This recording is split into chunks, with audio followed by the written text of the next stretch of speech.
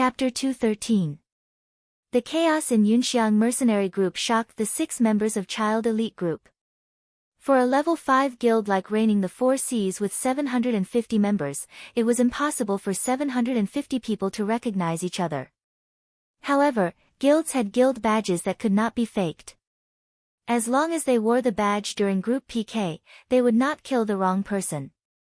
However, mercenary groups did not have badges, or it could be said that the current size of mercenary groups did not have badges. Speaking of which, the highest level in a mercenary group was only level 5, with 100 members. Even if they could not recognize all 750 people, it was not difficult to recognize all 100 people. As a result, there had not been any mishaps in the mercenary tournament. However, this Yunxiang mercenary group did not even know their own members. It was a miracle that they could make it to the top 16. Speaking of which, although they would mistake the enemy as one of their own, at least the enemy would not mistake them. For a person like Yutian Shenming to greet his opponent warmly was too surprising. Yutian Shenming was not really warmly greeting people. It was just that his newly purchased equipment was about to be used in PK, so he was very excited. As a result, he smiled warmly at the few people who bumped into him. Who would have thought that they would leave just like that? After a few dumbfounded sighs, Yutian Shenming was the first to reveal his ferocious face. He drew his bow and knocked an arrow, aiming at the leaving figure. The new bow was called Sniper's Whistle. This arrow did not have the arrogant whistling sound of Yutian Shenming's arrow. Instead, it was replaced by a crisp, sharp sound of the wind. Whoosh! Ah! Wild geese leave a sound, arrows also leave a sound, a scream. When Yutian Shenming's arrow flew over, the target let out a scream before disappearing in a white light. Yutian Shenming was excited. It had been a long time since he had experienced the thrill of an instant kill. Yes, he could still kill a new player under level 30, but there was a saying in the game, killing a new player wasn't called killing a new player, killing a player of the same level was the real deal. Of course, Yutian Shenming, who considered himself a top-tier expert, was after instant kills. Unfortunately, his equipment could not keep up with his needs. It had been a long time since he had felt this thrill. With this success, Yutian Shenming grabbed onto Gu Fei and shouted, "Sniper enhanced, sniper enhanced." Among the 6 of them, only Gu Fei had been living a life of instant kills to his heart's content. Yutian Shenming had been eyeing it for a long time. "What are you talking about? Move aside." Gu Fei pushed Yutian Shenming away and picked up his sword. "No, leave one for our brothers." Unscathed in battle quickly shouted, afraid that Gu Fei would use a big spell and the world would be quiet again. "You don't understand me at all." Gu Fei glanced at Unscathed in battle with disdain and rushed down the hill. Sword Demon did not want to be outdone. He took out his dagger and quickly chased after him. Fuck, you two wait for me." Unscathed in battle had tears streaming down his face. He took heavy steps behind the two and ate their dust. "Status. Don't you care about your status?" Brother Yu waved his staff anxiously, but he only had time to give Unscathed in battle a power blessing. "Run. I won't heal you if you run out of range." Han family young master said coldly. He sat on the ground and opened another bottle of wine. At first glance, the Child Elite group did not seem to be united. But there was a reason why they were not united. Facing 4 opponents in front of them, how could they unite against them? That was a joke. Gu Fei flew down, but it didn't take long for the sword ghost to catch up to him, and it seemed like it was going to overtake him. This gave Gu Fei a shock. He put all his points into agility and the powerful attributes of the Windchaser boots. His speed had always been faster than the thief, Sword Demon. Even if Gu Fei used swift movement, he would at most be on par with Gu Fei. Moreover, Sword Demon was not just a little bit faster. If he wanted to, he could already leave Gu Fei behind. "Change your shoes?" Gu Fei asked. Sword Demon smiled, "Windchaser boots." "Oh. You bought a pair too?" Sword Demon nodded. It must have been hard, right? Say something. I have the Windchaser coat of arms. It'll be much more convenient for you to take it. Gu Fei said. It's nothing. It's okay. Sword Demon said indifferently. Gu Fei really admired his spirit. It was not easy to do 100 wanted missions in a row. Yutian Shinming might not have been able to do it without Gu Fei's help. In comparison, Sword Demon was a talent. The two of them casually exchanged a few words. The other four had already realized that the 6 people on the top of the mountain were not on their side after their companion was killed. They were still regretting their carelessness. But they saw that the other 2 had already rushed in front of them. Go! 2 of the 4 greeted them while the other 2 began to draw their bows. These 5 people were made up of thieves and archers, so their speed was very fast. The main meaning of the kiting tactic was to run fast to stall for time. They thought that they, who also had speed, were the nemesis of the kiting tactic. This way of thinking was too one-sided. They thought that Gu Fei and the others only knew how to run. For fast characters like them, their weaknesses were immediately exposed. People who were fast usually had very little blood. Sword Demon suddenly sprinted at full speed again. He suddenly changed directions and rushed diagonally, bypassing the 2 thieves. These 2 are for you. Sword Demon shouted as he passed. Aya, you have to cover. Gu Fei hurriedly said. Sword Demon was startled. Cover what? With Gu Fei's skills, Sword Demon was afraid that he wouldn't be able to get them all. Why did he need cover now? As he said this, he turned around and saw Gu Fei's Nightstreak sword swing to the side and hit an arrow to the ground. What a high hit rate! Sword Demon persistently used online gaming terms to evaluate. Shameless! You can't do this! Yutian Shinming shouted from the top of the mountain in the distance. He had been aiming at these 2, but Gu Fei and Sword Demon rushed up to meet the 2, blocking his line of fire. Just as he was about to change his target to the 2 archers, the sword ghost suddenly took a detour and flashed past them. Yutian Shinming thought that Sword Demon was cooperating with him and immediately released the arrow that he had been aiming for. Who would have known that the one who had a telepathic connection with him was actually Gu Fei, who had long anticipated that he would shoot an arrow from the top of the mountain. Leaning to the side to see the direction of the arrow, Gu Fei deflected the arrow, causing Imperial God Ming to cry out in anger. Dual flame flash, flash. Gu Fei's back was facing the top of the mountain. He stretched out his left hand and made a V gesture towards Yutian Shinming. The Nightstreak sword in his right hand turned back after knocking down the arrow. Accompanied by the chant of dual flame flash, a spark and sword light swept across the chests of the 2 thieves. After the slash, Gu Fei didn't stop and continued to rush forward. Thieves couldn't withstand Gu Fei's high magic damage and sword damage. Gu Fei passed through the white light of the 2 thieves' deaths. At this moment, Sword Demon looked back and saw that Gu Fei had knocked down Yutian Shinming's arrow and hadn't completely turned back. The speed of Gu Fei's movements was evident. You're too greedy. You've already killed 2 and it's still not enough. Sword Demon said with a smile. Gu Fei also smiled. Seeing that he couldn't catch up to Sword Demon, he immediately used teleport. The 2 archers were aiming at Gu Fei and Sword Demon. On one side, Sword Demon's experienced zigzagging made it difficult for the archers to track him. On the other side, Gu Fei was happy and rushed in a straight line. Just as the archer was about to shoot, Gu Fei suddenly jumped 5 meters forward from his original position. Teleport was absolute. Gu Fei disappeared from his original position and appeared 5 meters away. This happened at the same time without any time difference. Looking at it as a whole, Gu Fei didn't actually disappear. He just forcibly appeared from one place to another. When the archer saw this, he immediately suspected that his eyes were playing tricks on him. He subconsciously blinked a few times, but Gu Fei had already arrived in front of him. Watch my sword. Gu Fei stabbed out with his sword. This time, he didn't use the dual flame flash skill, mainly because he was afraid of this situation. Once the skill was used, Gu Fei smoothly swung his sword and conveniently killed the archer next to him.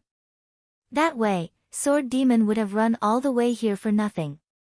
Towards the only person in the child elite group who was very humane, Gu Fei was also very kind.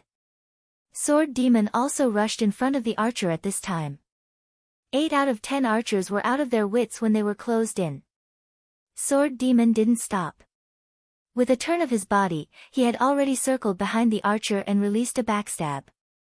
Oh, this. Sword Demon's fighting style was seen by Gu Fei. This fighting style was very similar to Thin Waist Dance's rapid movement style, but the agility and elegance of his movements were far inferior to Thin Waist Dance's. Firstly, Thin Waist Dance definitely had a lot of agility-enhancing equipment, which increased her speed. Secondly, Sword Demon should still be in the middle of practicing. His movements and footwork were very uncoordinated and jerky. As for the third, Thin Waist Dance was a great beauty. The elegant fighting style she used, if you were to put it on Sword Demon, you would have to change the adjective, such as ghostly and so on. If you still said elegant, then Gu Fei, who was kind to Sword Demon, would also turn against you. This was sarcasm, blatant sarcasm. Dealing with the 2 panicking archers was not difficult for the 2 of them.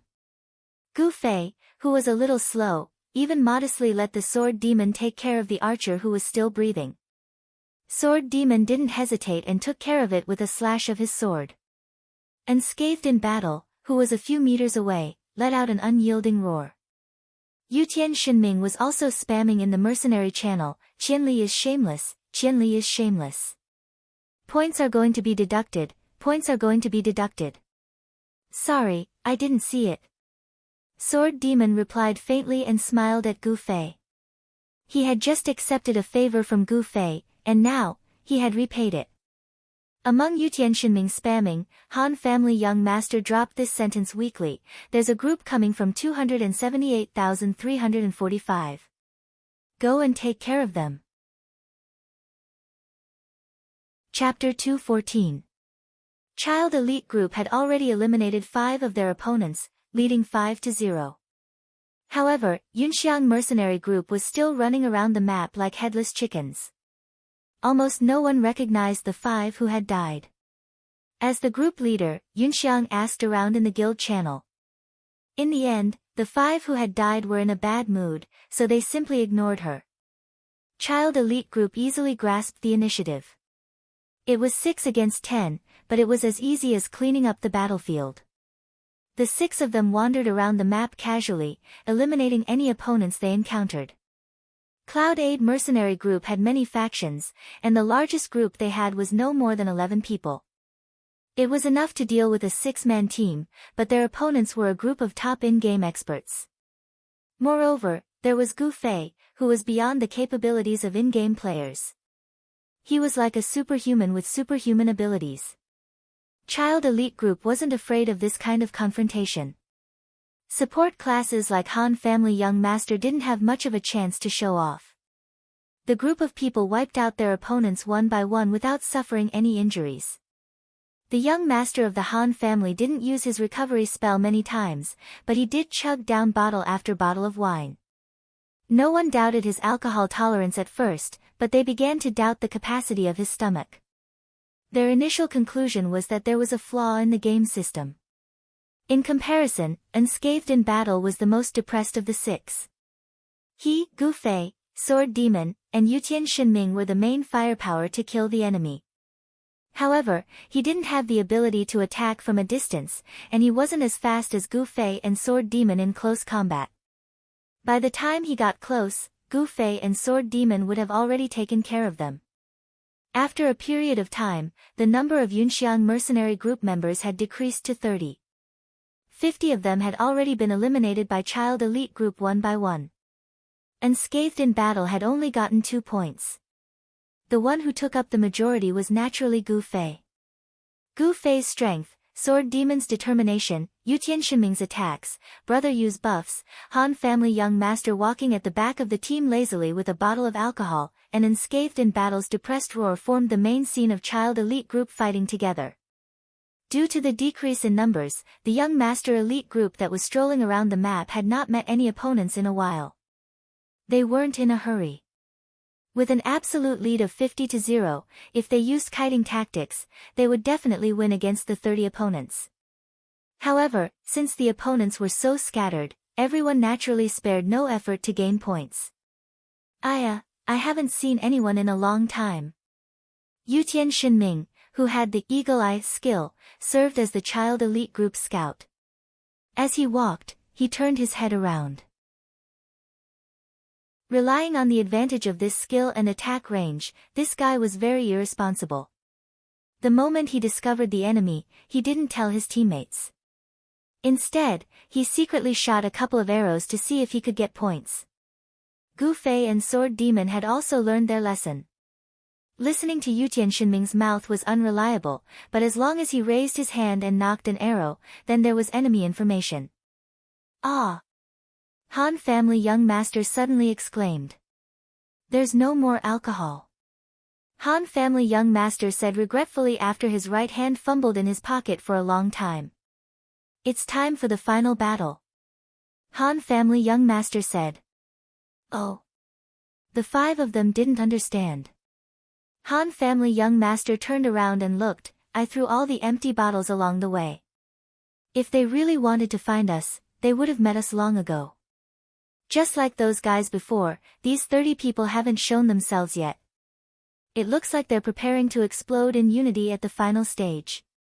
You mean to say that these 30 people won't fight on their own anymore? Brother Yu asked. Han family young master nodded. We've already taken care of 50 people. They should have realized that we're not easy to deal with. Now that the 30 of them have gathered together, they might not have worked together before. They need some time to adjust. Then how do you know the final battle is about to begin? Because I've finished my alcohol. If I don't hurry up and buy alcohol, won't it be boring?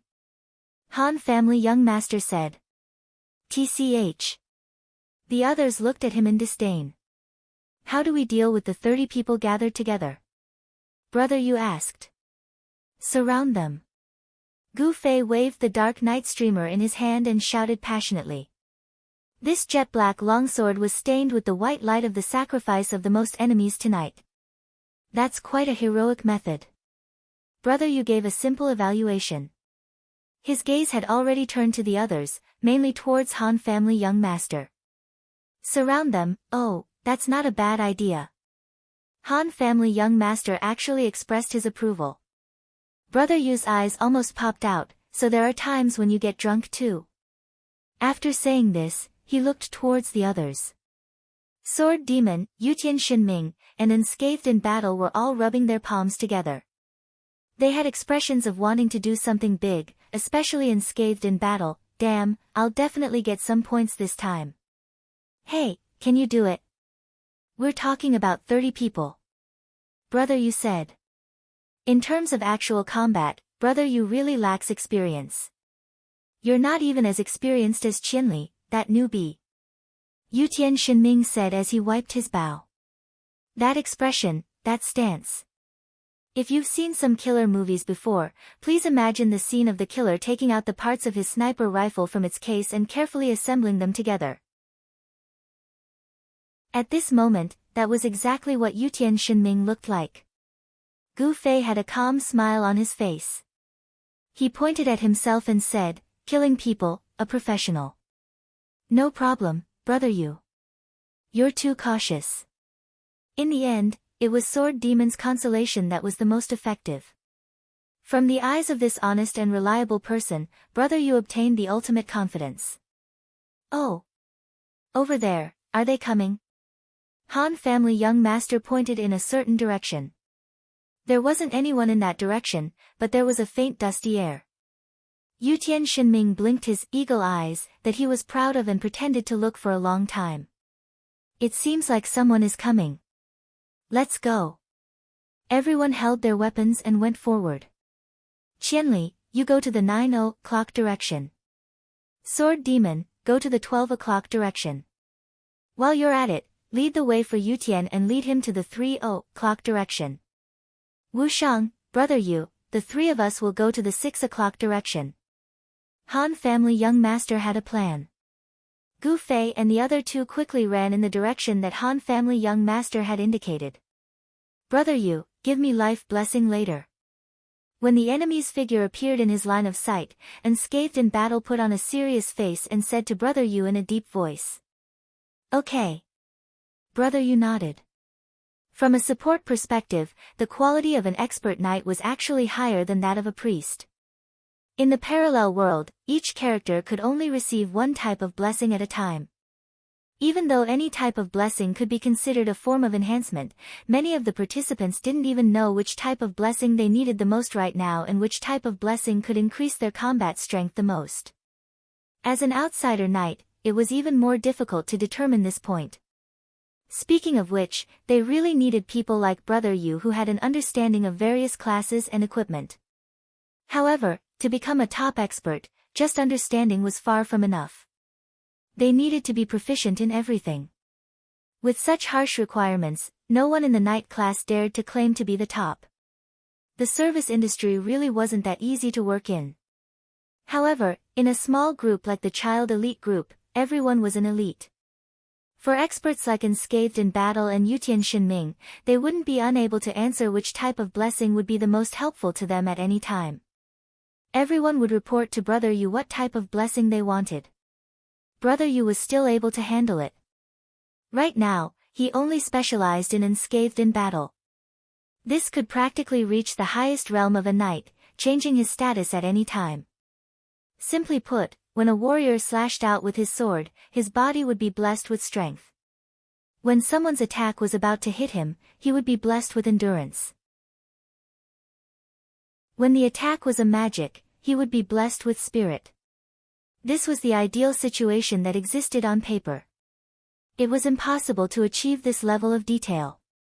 Brother Yu could only follow beside Unscathed in Battle and change his status according to Unscathed in Battle's needs. The enemy's 30 players were getting closer and closer.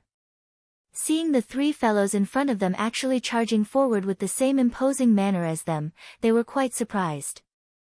Yutian, make your move. What are you waiting for? Han family young master said in the guild channel. Yutian Shinming immediately made his move. On a small hill with a good view in the 3 o'clock direction, he half crouched and half knelt. The bowstring in his hand didn't stop. Skills and normal attacks intertwined, and the arrow pierced towards the group of 30 players. Over there, over there. Imperial Divine Cry's snipe was aimed at taking advantage of the weak, instantly killing off a mage. With such high damage, even though the other side saw that there was only one person, they were still very apprehensive. A few of them had already anxiously rushed in that direction. Don't rush, don't rush. Archers, return fire. The one who shouted anxiously was the leader of Yunxiang mercenary group, Yunxiang. A few people who rushed out hesitated slightly and stopped in their tracks. The archers came out and started shooting at Yutian Shinming. No matter how high Yutian Shinming's damage was, he was only one person. The game also had some rules for the archer class. For example, if it was a normal attack, the archer could only fire a second arrow after the first arrow was fired. If you wanted to take an arrow and shoot it, then shoot it one after another, that was the effect of the skill, double arrow. As a result, once the enemy had the advantage in numbers, Yutian Shinming was immediately suppressed. Sword Demon. Han family young master called in the channel. Chapter 215. Okay. Sword Demon responded. His figure suddenly appeared behind the 30 people, and he picked a random target to stab him in the back. He didn't manage to kill his opponent instantly. When the opponent turned around, Sword Demon had already retreated to the side. A few people jumped out of the formation to chase. Yun Xiang quickly shouted, "Steady, don't chase, don't give him a chance to get close." Hearing this, they stopped again and spat at the sword ghost. Then, they began to provoke him verbally, "Come on. Come again." Sword Demon wasn't moved. Han family young master smiled and said in the channel, "Qianli, it's your turn." "Okay." Gu Fei wiped his sword. "The battle is about to end." Gu Fei jumped out of the marsh he was hiding in and rushed toward the enemy formation at high speed. The enemy archers had all been sent to shoot at Yutian Shenming. No one could stop Gu Fei's charge. The four jumped out of the formation to meet him. Captain Yunxiang ordered again, "Don't move. Wait for him to get close and surround him." "Surround my ass. Can't you see that he's a mage?" one of the four said angrily. Yunxiang froze and rubbed her eyes. "Mage? Damn, how can a mage run so fast?" The four looked at their captain with the deepest disdain and rushed toward Gu Fei. "Don't. Mage, fight him," Yunxiang said anxiously. Unfortunately, the four didn't listen to her. Was there a need to make such a fuss against a mage? This way, the mages on their side had to be cautious. They were afraid that they would blow up the four of them if they used AoE spells. If they wanted to use single-target spells, the four of them running in front of them would be a hindrance. If they weren't careful, they would hit them. But in the end, he still made a move. Looking at the gap between the four of them, he threw a spell at Gu Fei. Some used Rapid Fireball, while others used the level 40 Water Mage skill, Ice Tornado. Teleportation, move. Just as Gu Fei was about to collide with the four people's spells, he completed his incantation and immediately passed through the four people as well as the chain fireballs and ice whirlwinds, flashing behind the four people. The people in the array saw it clearly, but the four people didn't know. He watched as Gu Fei, who was already in front of him, disappeared into thin air. Just as he was at a loss, his team members behind him shouted anxiously, "Behind you, behind you." Before the four of them could react, they subconsciously turned around to see who was shouting. What welcomed them was Gu Fei's sword slashing towards their faces. The sword's blade glowed with the light of two flaming flames as it slashed past their necks. Gu Fei had also learned to be treacherous. In fact, the spell chant only needed to be complete and clear. There was no requirement for the volume. When he was acting cool, he could sing loudly, but when it came to a surprise attack like this, he just had to mutter it softly. The effects of the spell were the same. Gu Fei became more and more unrestrained in the use of sword skills. He even used a ruthless move like Slit Throat. Gu Fei hadn't used this kind of ruthless move after he mastered it. Even if he had a rare opportunity to exchange blows with others, he wouldn't use this kind of move with a wooden sword. In the words of Gu Fei's father, comparing notes and comparing skills is a competition of martial arts, not life and death. But in the game, it was a competition of life and death. Adding on the fact that he was faking his death, it couldn't be any better. After using these forbidden skills, Gu Fei's martial arts moves became more varied, and his attack methods became richer. Naturally, he became more powerful. This kind of strength couldn't be seen by people like Sword Demon and the others who weren't familiar with martial arts. The three people who had their necks slit were killed on the spot. It wasn't that Gu Fei didn't want to kill the remaining one, but that the four of them were standing in a somewhat open position. Gu Fei's sword had already reached its limit by killing three of them. With a turn of his sword, Gu Fei directly ignored this person and rushed towards the other side. As early as when Gu Fei killed the three people with one sword, the crowd was already in an uproar. Who was this person? What just happened? Three people were instantly killed with just a raise of his hand. Was that a sword in his hand? A mage using a sword? What is this? Everyone's head was full of question marks. But Gu Fei had already rushed over, and the mages in the crowd hurriedly threw spells at Gu Fei.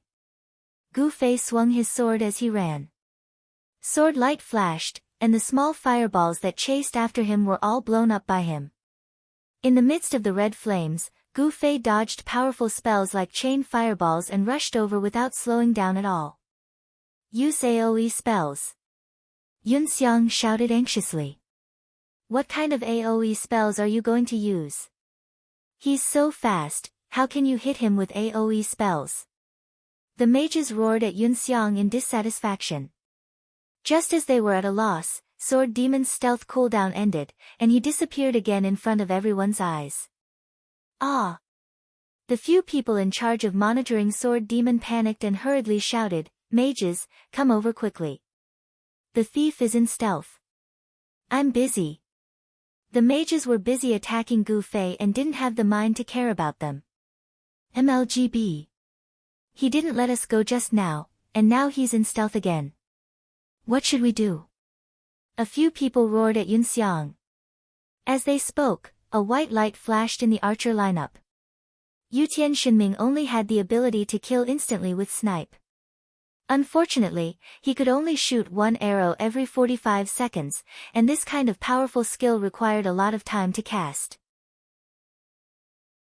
Under the suppressive situation of so many people shooting at each other, Imperial Heaven Divine Ming finally found an opportunity, and with a single arrow, he instantly killed one person. The archers were immediately angry, and they vented their anger on Yunxiang. "Quickly send someone to kill him. When are we going to stop shooting like this?" Yunxiang also became at a loss. The group of people, who were originally scattered, had finally come together. In the end, Yutian Shinming's long-range snipe, Sword Demon's untraceable stealth, and the oppressive feeling of Gu Fei who was about to kill in the blink of an eye made the group feel very insecure. In a situation where they couldn't deal with the three people, they quickly found an outlet to vent on their own people. At first, they still blamed their leader Yunxiang, but soon, it spread widely. On one side, the mages ordered the archers to intercept Gu Fei, on the other side, the thief ordered the mages to carpet bomb Sword Demon, and on the other side, the archers ordered the thief to sneak attack Yutian Shinming in the distance. Everyone believed that their own judgment was the most correct and wisest, and no one was willing to listen to anyone else.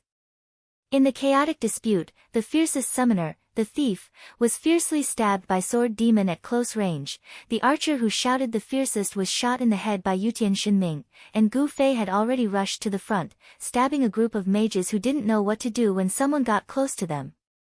The sword ghoul, who had stabbed him, quickly retreated. Imperial Divine Cry, who had shot an arrow into the enemy's head, stored up a sniper shot, and seized the opportunity to insta-kill another person. Gu Fei, who had rushed to the front, did not use any spells, but still managed to cut down a group of mages, causing them to cry out in pain.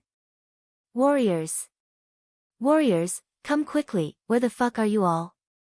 Where are the mages? We won't be able to find the thief if he sneaks. Where's the thief? Did he go over?" Everyone was indifferent to just shouting their professions. Everyone felt that their mercenary group was really the worst group in the world, so everyone began to summon their friends. "Little Water, come and bomb that thief. Wild Boar. Quick, come and stop this mage. Net, go, sneak over and kill that archer." The 30-man group that they had painstakingly put together fell apart in the blink of an eye. In the blink of an eye, they were back to the situation when the competition started, where they were all familiar with each other and formed a small team to fight separately. As a result, there was a dispute within the small team. One said that the mage was very fierce, so they should kill the mage first, another said that the thief was very treacherous, so they should kill the thief first, and another said that the archer was very despicable, so they should kill the archer first. Each profession pointed at the opponent they were most worried about and asked their friends to kill first. In such a chaotic situation, how could there be any semblance of a battle? Even Sword Demon killed another person in a sneak attack. One must know that his current attack power was not at the level where Yutian Shinming and Gu Fei could kill instantly. "Can I go up now?" Unscathed in battle had been as still as a mountain. At this time, he felt that it was time for him to go up and harvest the battlefield, so he took the initiative to ask the Han family young master to go up. "You? What are you going up for?" "I think the three of them are enough," Han family young master said. Unscathed in battle's eyes were as big as a camel's bell. "Then what are we doing here?" We're just attracting their attention from the front, and then Yutian Shinming, Sword Demon, and Qianli will attack from 3 different directions. Yutian will shoot from afar, Sword Demon will use guerrilla warfare to harass them, and Qianli will go on a killing spree to create pressure. Everything is going well, didn't you see it all? Han family young master said. Then what about me? What am I going to do? Unscathed in battle asked. You stay here and protect me and brother Yu. Han family young master said. What kind of joke is this? I want to kill the enemy and score points. Unscathed in battle said this and rushed up. Damn, you don't want to watch the show, you want to go up and do hard labor. I really can't understand the intelligence of you Xingdou citizens. Han family young master muttered to himself, but he followed up with brother Yu. Unscathed in battle's participation in the battle only made things easier. He charged into the enemy formation, and then used whirlwind slash, breaking the enemy formation into pieces. Many people died under his sword, unscathed in battle's points increased by quite a bit, making him extremely happy. Yun Xiang mercenary group was at a complete loss. Coincidentally, a few of them saw brother Yu and Han family young master watching from the outside. A knight and a priest, they were undoubtedly easy to bully. The few of them worked together in unison, suddenly leaving the main battlefield and heading towards the two. There's no other way, you'll have to go. Han family young master sighed towards brother Yu. No matter what, a knight was still stronger than a priest. Brother Yu wasn't on the same path as these players, to begin with. In this parallel world, he was randomly assigned a support-type class, so he really didn't have much actual combat experience. When he saw these people pouncing at him fiercely, his heart shuddered. Just as he was about to close his eyes and fight it out, a figure suddenly flashed in front of him. Gu Fei had already floated in front of him, blocking his path. With a loud roar, he used dual flame flash and swept away 2 of the opponents. The remaining 3 were scared out of their wits, turning around and running, their mouths still shouting, another mage, they look exactly the same. Chapter 2:16. Han family young master and brother Yu didn't expect Gu Fei to be so observant and aware of the dangerous situation on their side when he was fighting to his heart's content. Thanks. Brother Yu said with lingering fear. 5 people surrounded him. Even with Han family young master's help, brother Yu felt that he definitely wouldn't be able to hold on for more than a few seconds. Oh. Gu Fei only responded vaguely to brother Yu's thanks, but he didn't move. Go and continue killing. Han family young master urged. The other side's morale was scattered, and the team was in chaos. Everyone was fighting on their own, and they weren't a match for these top experts at all. Victory and defeat was decided in this moment. Gu Fei slowly turned around with a big apple in his mouth. He reached out to pluck it and said, "Wait a moment, I don't have any more mana." Your mana is really a big problem. Brother Yu sighed. Without mana, Gu Fei's attack power was relatively weak. It was fine in a one-on-one fight, but when it was one against many, it was very effective in boosting the enemy's morale. For example, warriors wouldn't be afraid of the night streamer's physical attack that wasn't fully activated. In the middle of the field, unscathed in battle had accumulated enough rage, and the whirlwind slash he released lasted for a long time. The area around him was instantly cleared out. Brother Yu did a rough calculation. The other side only had 14 people left. More than half of them were dead or injured, and most of these 14 people were injured. Sword Demon, Yutian Shinming, and Unscathed in battle attacked together. Their conscious coordination was an area that Gu Fei wasn't good at. For example, if Yutian Shinming failed to kill an enemy with an arrow, Sword Demon would pounce over to finish it off. If Unscathed in battle failed to kill an enemy with whirlwind slash, Yutian Shinming would also prioritize killing them. The 3 of them quickly harvested the battlefield, and Gu Fei's heart burned with anxiety as he watched. This way, by the time the effects of the apple were over, the world would most likely be peaceful. Slow down, kill slowly. Leave a few for me. Gu Fei shouted anxiously. Hearing this, the 3 of them moved even faster. They had always been praying that Gu Fei would not be so ruthless and leave some survivors for them. Now that the roles had been reversed, how could the three of them not perform well? Yun Xiang's people were depressed. Although they still had the advantage in numbers, they had already become the target of the other side's blatant points grabbing. Where did this group of people come from? Why were they so ferocious? Everyone had this question in their hearts. Unscathed in battle, Yutian Shinming, and the others who had just changed their equipment were much stronger than these normal players. In their eyes, they were all top-notch NPCs. As for Gu Fei's strength, it was already beyond their comprehension. Thinking too much about it made their heads hurt. However, the most depressing one was still Sword Demon.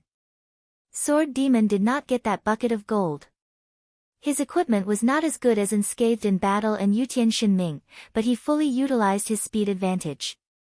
He stabbed once and ran, and another person stabbed a second time. He did not fight head-on with anyone, causing a bunch of people to be unable to do anything to him. Gu Fei chewed on the apple quickly while watching the situation on the battlefield nervously. He cared more about their life and death than Yun Xiang's people. Seeing that he would not have a chance to perform if this dragged on, he did not care that his mana had only recovered half. He threw the apple and shouted, "I'm coming." Then, he teleported into the formation. "The mage is here!" Yun Xiang's people exclaimed. Instantly, there was a large empty space around Gu Fei. It was even cleaner than Unscathed in Battle's whirlwind slash. Gu Fei's eyes were filled with sadness as he picked a target and chased after it. With his speed, chasing after a person was naturally not a problem. After using dual flame flash to get rid of this person, he looked back. Using the opportunity just now, Yun Xiang's people had all maintained a distance of more than 5 meters from him. No one came up to challenge him. Gu Fei could only take the initiative to attack.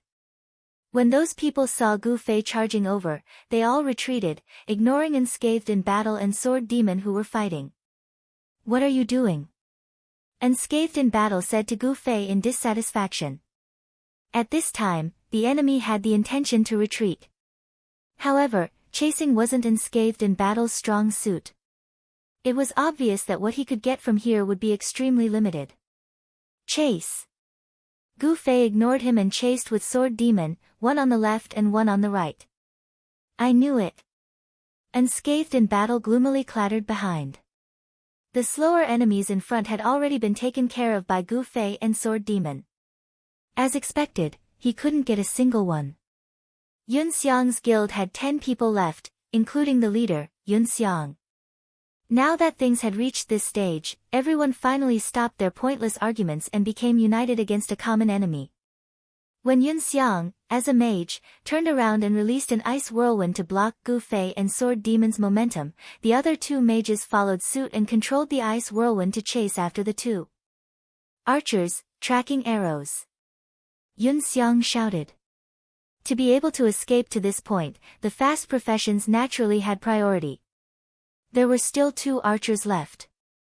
Listening to the leader's command, they immediately gave a tracking arrow to Sword Demon and Gu Fei. Thieves! Under Yun Xiang's command, the 3 thieves immediately activated stealth and approached in a way that no one present knew. Group battles were like this. As long as there was a unified command, even if the command wasn't very good, it was better than a plate of loose sand and could play a more effective defense. The ice whirlwind and tracking arrows, the unknown thief, this kind of offensive was really a threat. Unfortunately, they encountered Gu Fei.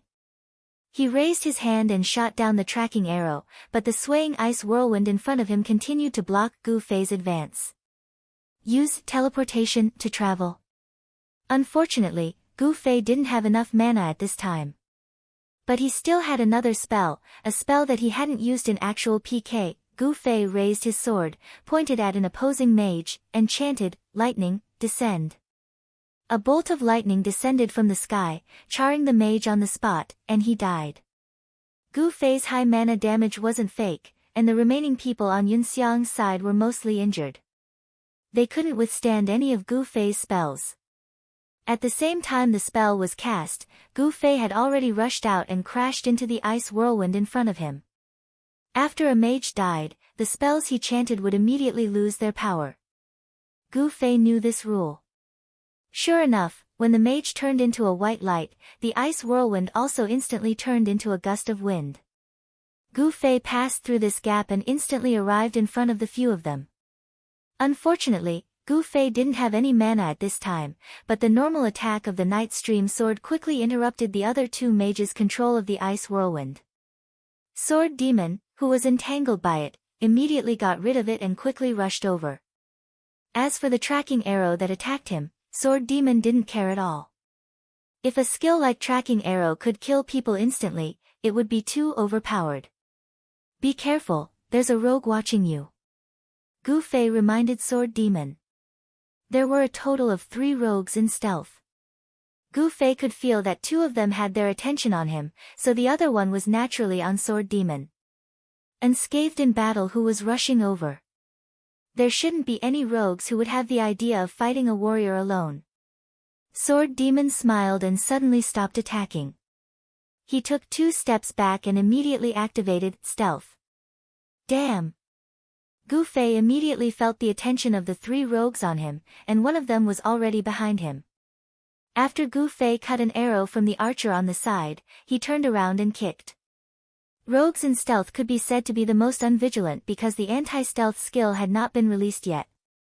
Even though he saw Gu Fei kick in this direction, he didn't think that it was aimed at him. After a footprint on his face, the rogues revealed his true form, but his puzzled heart could never calm down. Gu Fei took 3 steps back and slanted his body for a sword strike. Bada!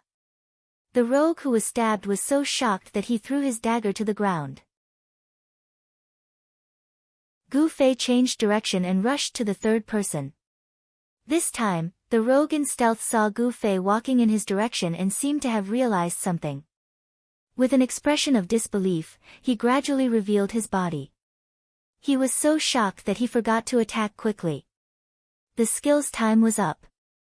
On the other side, Sword Demon took advantage of stealth and ruthlessly killed an archer. There were still warriors in the remaining Cloud Aid formation, but in front of Sword Demon and Gu Fei's guerrilla tactics that used speed, they couldn't stick to the 2 at all. The 2 went around and around, always attacking the archer and mage. As for the 3 rogues, they were still out of their wits. Unscathed in battle, Yutian Xinming, Han family young master, brother Yu. Finally, the members of Child Elite Group went into battle one by one, and it didn't take long for them to finish off all the members of Cloud Aid formation. Because Gu Fei didn't have mana, he still persisted in the battle. His attacks were weak, which greatly reduced his efficiency in snatching points. In the end, he didn't get any achievements. However, to him, the process was also very important. In today's match, he fought extremely happily. The 6 members of Child Elite Group against the 80 members of Cloud Aid Mercenary Group, and in the end, they actually won a complete victory. Although Cloud Aid Mercenary Group knew that they had too many internal problems, this result still made them feel that it was unbelievable. When they teleported out of the battlefield map, there weren't many people left in Cloud Aid formation. All of them stared at the 6 people celebrating their victory in shock. The leader of Cloud Aid Mercenary Group, Yun Xiang, walked towards the 6 people. You guys. Yun Xiang greeted them first. The 6 people looked at him. Can I join your mercenary group? Yun Xiang's words shocked the 5 people. Chapter 217. The one with no reaction was Gu Fei because he didn't know the price involved. To establish a mercenary group, one had to pay a hefty fee to the system and then rise to level 4 like Yunxiang Mercenary Group. Seeing that there weren't many level 5 mercenary groups in Cloud City, it was obvious that this wasn't an easy task. Even if a normal person wasn't happy with their own mercenary group, they could remove the members and choose a new one. But this person actually wanted to give up his mercenary group and join Child Elite Group. Yun Xiang said as he used his actions to show his determination. Yun Xiang's members behind him exclaimed, "The leader has quit." The leader of a mercenary group had the right to disband the mercenary group.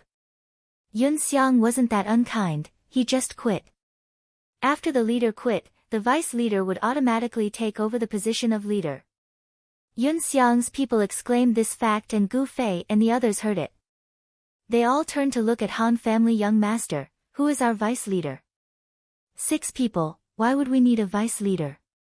Han family young master waved his hand. Yun Xiang could see that Han family young master was the leader of their mercenary group. Half of her sincere gaze was on him. Cough, if you treat me to a few drinks, I'll consider it. Han family young master said. Too corrupt. Unscathed in battle expressed anger towards Han family young master's open bribery. The main reason was that Unscathed in battle wasn't interested in treating him to drinks. Why don't we let him pay the group fee? Unscathed in battle suggested. Group fee? That's right, the members have to pay. Han family young master said, the 5 of you are members. I've made a rule that members have to pay 10 gold coins to the leader every day. Too despicable. A few people exclaimed. Even the Yun Xiang mercenary group members agreed. I don't think you should trust this kind of person. Gu Fei said to Yun Xiang. He could tell that Yun Xiang was eager to try when Han family young master suggested treating him to drinks. I strongly agree. Unscathed in battle nodded seriously. Support. Yutian Shinming said concisely. Yun Xiang was at a loss. The people in front of her were mocking and ridiculing each other. This atmosphere was very similar to her Yun Xiang mercenary troop.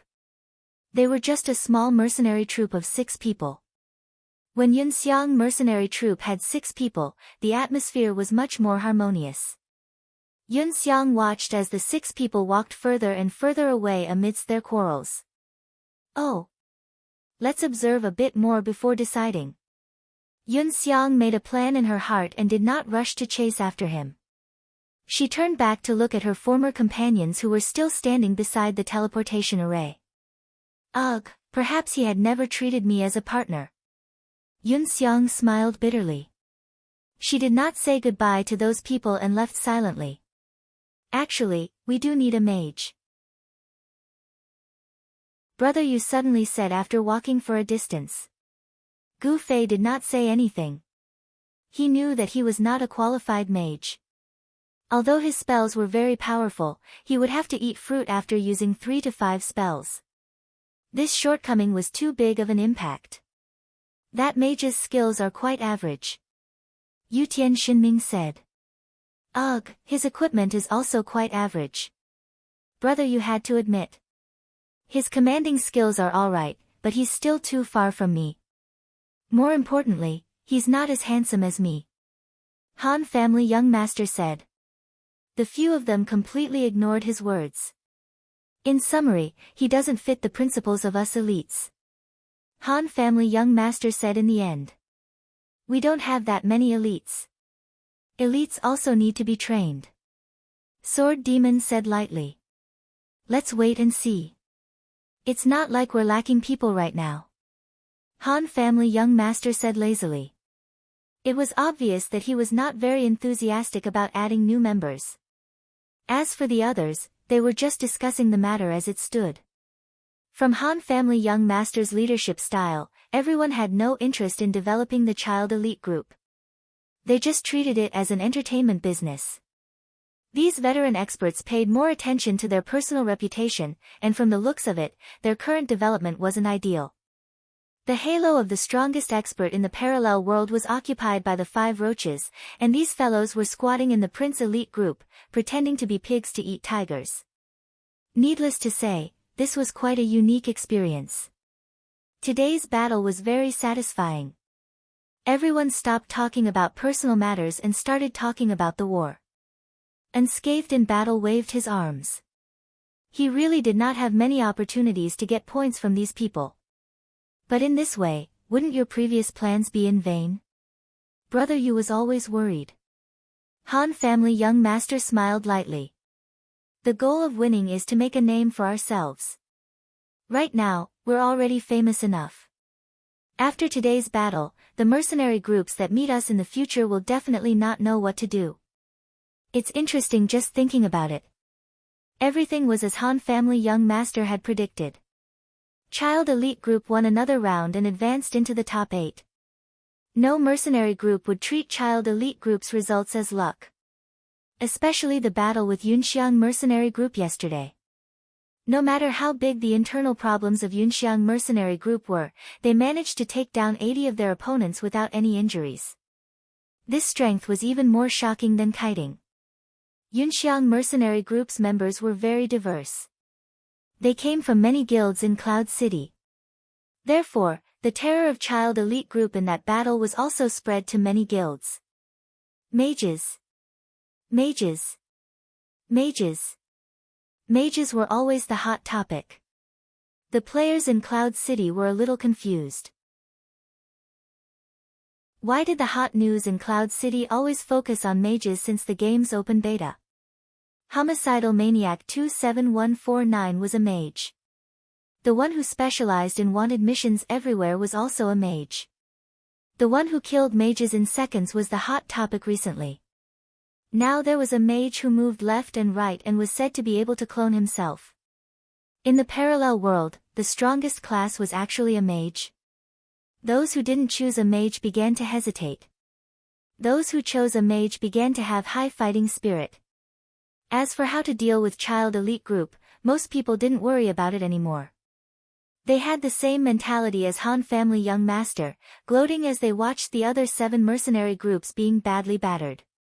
The other party had the strength to annihilate 80 mercenary groups. If you sent out fewer people, you obviously wouldn't be a match. And if you sent out all of them, the other party would see that there was no opportunity to take advantage of and would have a set of kiting tactics. Either way, neither left nor right. The 7 mercenary groups were desperately thinking about what was the most appropriate method to use. Especially the 4 Cs mercenary group under reigning the 4 Cs that had drawn the next round against Child Elite Group. This group was known as the real number 1 mercenary group in Cloud City. At this time, they couldn't help but be a little flustered when they encountered Child Elite Group. The leader of the 4 Cs mercenary group, Reflection Years, was also a tactical expert. He had always considered himself a strategist in the guild. Facing Child Elite Group, he stayed up all night thinking about the most appropriate tactics. There was a saying in the art of war, know yourself and know your enemy, and you will never be defeated. Because of this saying, Reflection Years stayed up all night visiting the opponents of Child Elite Group. Muyun Mercenary Group was full of resentment towards the kiting tactic. Yunxiang Mercenary Group was still fearful of Child Elite Group's terrifying combat power. Although Amethyst Mercenary Group lost to Child Elite Group, they sided with Child Elite Group and treated those who came to get information coldly. The other small mercenary groups couldn't even be considered as starting points for gathering information. In the end, when Reflection Years found Silver Moon Mercenary Group's leader, he received a lot of information that he didn't expect. Sword Demon, Brother Yu, Unscathed in Battle, Yutian Shinming. Just these 4 names made Reflection Years suck in a breath of cold air. Child Elite Group really lived up to its name. They were all elites. Yutian Shinming was a member of reigning the 4 Cs, and he was also an archer. Reflection Years had interacted with him before. He was a cocky kid with a bad personality. However, his in-game skills were really good, and his equipment was top-notch for an archer. Reflection Years didn't know that Yutian Shinming's equipment had been upgraded from top-notch to top-notch yesterday. Unscathed in battle, this person had always been known as the number 1 warrior in the game. In the beginning of the parallel world, he had always firmly occupied the first place on the warrior leaderboard. However, for some unknown reason, his leveling speed seemed to have decreased, and he was overtaken by the latecomers. The current first place on the warrior leaderboard was Jian Nan, one of the 5 roaches. If Unscathed in Battle hadn't had some problems that caused his ranking to drop, he would at least be on the same level as the 5 roaches. Even now, he was still 3rd on the warrior leaderboard. Sword Demon, this name didn't need much introduction. If you didn't know, don't say that you played the game before. Apparently, this person came to the parallel world with his Against the Heavens guild, but for some unknown reason, he was betrayed. From then on, he didn't show his face, and his name couldn't be found in any of the guilds. So he was holed up in this small mercenary group. Sword Demon was a name that attracted a lot of attention. At first, his ranking was also very high, but then it dropped rapidly. It was judged that he had died and lost a level. Even so, he was still number 8 on the thief leaderboard. No, he was number 7 now. Looking at the ranking list in his hand, Reflection Years saw that Cloud Twilight, who was originally number 5 on the thief leaderboard, suddenly disappeared from the leaderboard. He should have died and lost a level. From the looks of it, if Sword Demon hadn't lost a level, the 5 roaches would probably have changed again. Then, there was Brother Yu. This person wasn't that scary. He was just a data maniac, and his in-game combat skills had always been criticized. However, it was said that this person had a wide network. From GMs to rookies, there wasn't anyone he didn't know. If you use this kind of thing to dominate, it would be an extremely important resource. In addition, there were 2 names, Han Family Young Master and Qianli Drunk. Reflection Years finally heaved a sigh of relief. Finally, there were 2 experts who weren't famous. In the end, according to Silvermoon's great strength, this 1,000 Miles Drunk was the original 27149, who was widely rumored to be able to instantly kill mages. He was the main source of firepower for Young Master's elite team. As for that Han Family Young Master, he was the leader of Child Elite Group. The mercenary group was named after him, and the other 5 were just his underlings. How scary was this person? Chapter 218. 4 peerless masters in the online gaming world, plus a hidden killer and a hidden boss. Holding the list, Reflection Time's hands trembled. Such a powerful combination, why didn't they show their strength in the Cloud City? Reflection Time had gone to the mercenary building to check on the Child Elite group, but they were as insignificant as dregs. These 6 people forming such a small mercenary group couldn't be for no reason, right? There had to be some big purpose, right? Reflection Time was worried, and Silvermoon, who gave him the most information, couldn't answer this question. He only provided 2 facts. First, the appearance of the Child Elite group was one of the important factors that led to the collapse of his former guild in Moonlit Night City. Second, the people who organized the Instakill Mage meet and greet that day were actually the people from the Child Elite group. Reflection Time suddenly understood. He was also present at that farce, and he had a good impression of these people. Yutian Shinming knew them. The Han Family Young Master had an outstanding appearance, Brother Yu was the founder, and was a celebrity, so he naturally looked at them a few more times, and the Unscathed in Battle was also extremely gorgeous that day. But at that time, Reflection Time didn't pay too much attention. As a top guild, the focus of their later work was on drifting. Reflection Time carefully recalled, hoping to find a breakthrough from that inadvertent contact that day. At this time, Silvermoon provided him with another important piece of information. The Instakill Mage, that is, Qianli Drunk, seemed to have a bad relationship with the other 5 people. The specific reason was unknown. Reflection Time pondered for a moment and felt that it wasn't difficult to understand. This group of top masters should all be proud and arrogant people. Thinking back to Yutian Shinming's arrogant appearance, they must be very unhappy that such a strong person was suppressing them. It was probably out of jealousy that Qianli Drunk was ostracized in the mercenary group, so they weren't so harmonious. This might be a good breakthrough. Reflection Years thought to himself, but he didn't know that Silvermoon wasn't a good person at all.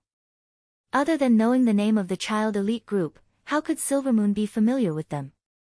At this time, he irresponsibly told his own wild guesses to the Reflection of the Years, which was simply misleading. Even if there was disharmony within the Child Elite group, it would not be because Gu Fei was too strong. In fact, this kind of thing mainly depended on a person's personality. First of all, Gu Fei was a modest person and had helped these people a lot. For example, he had helped Sword Demon find Frostbite's memories many times, helped Yutian Shinming get the wind-chasing boots without hesitation, and helped Unscathed in battle get the girls from Reborn Amethyst, and so on. On the other side, Sword Demon didn't need to be said. He had long been convinced by Gu Fei, and Yutian Shinming and Unscathed in battle weren't petty people who would be jealous of others. As for the other two, Brother Yu's game wasn't fun in this aspect, and he didn't have the mentality of competing with others to see who was stronger. In the eyes of the Han family young master, Gu Fei was just a martial artist and couldn't compete with his wisdom. In the eyes of this narcissist, he was the most amazing person. No matter how strong Gu Fei was, he was just a speck of dust in his eyes. In such a big atmosphere, the inharmonious factors that Reflected Years imagined didn't exist at all. But he was also a person who was very proud of his intelligence. Once he deduced, he immediately felt that it was reasonable and wonderful. After that, Reflected Years did his best and wrote an emotional letter to persuade them to surrender. The first thing he did was to express his overflowing admiration for Gu Fei. This was because in reality, they had dealt with Gu Fei a long time ago. After the unlawing incident, he had led a team to chase after 27149. Although he had pitifully fallen into a trap in the end, Reflected Years said in the letter that he had been yearning for Gu Fei since then. Then, he used very vague words to ask about Gu Fei's situation in Child Elite Group. He didn't say it clearly because he wanted Gu Fei to think about it himself.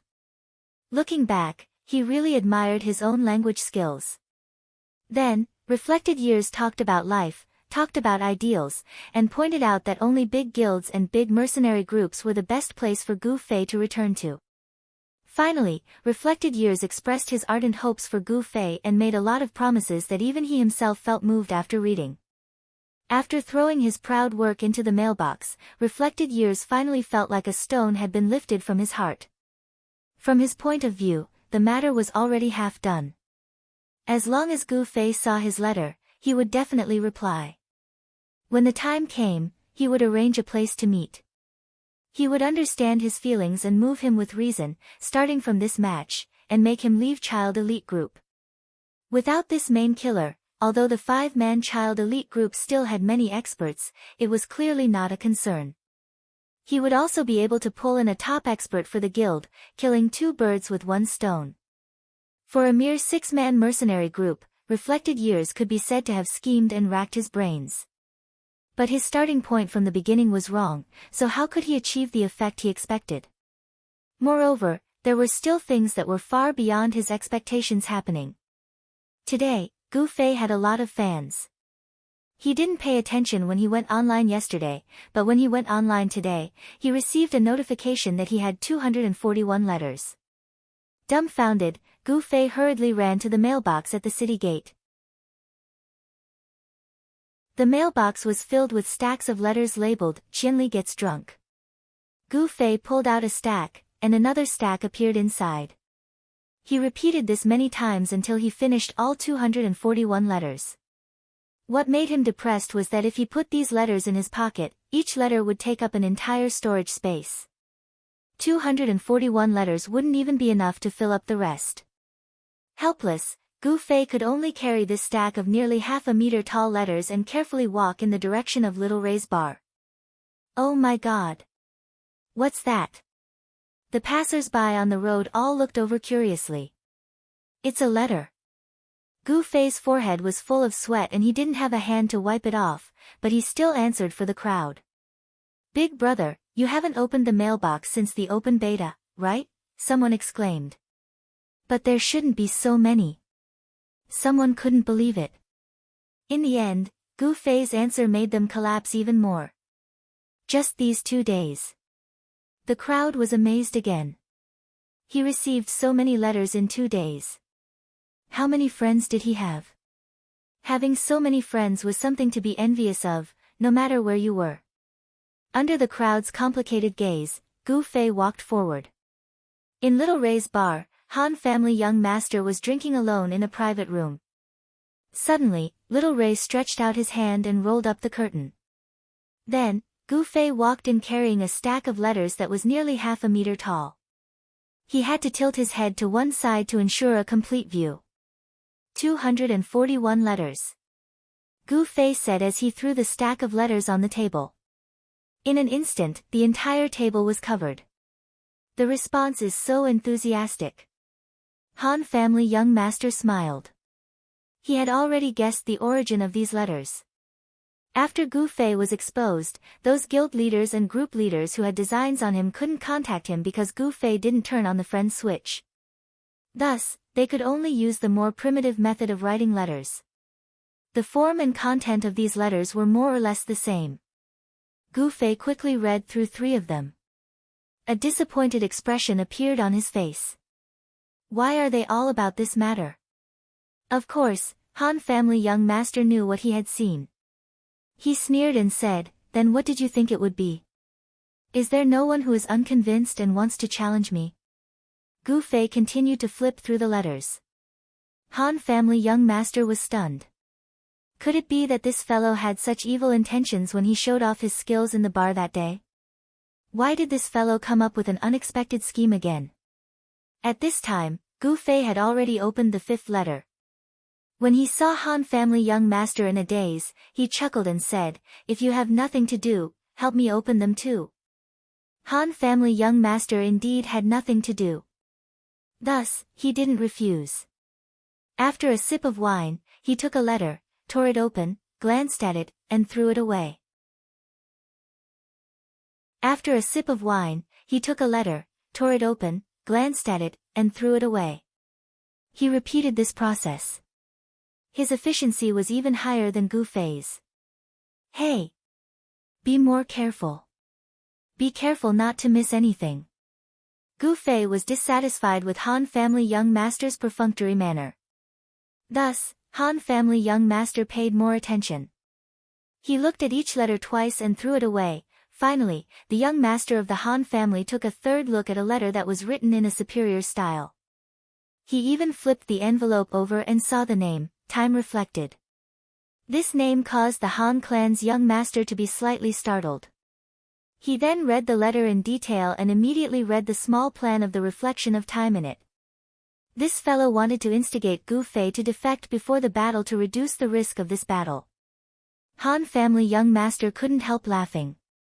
It seemed that his strategy was extremely successful. His opponent was completely at a loss. A mercenary group of 100 people.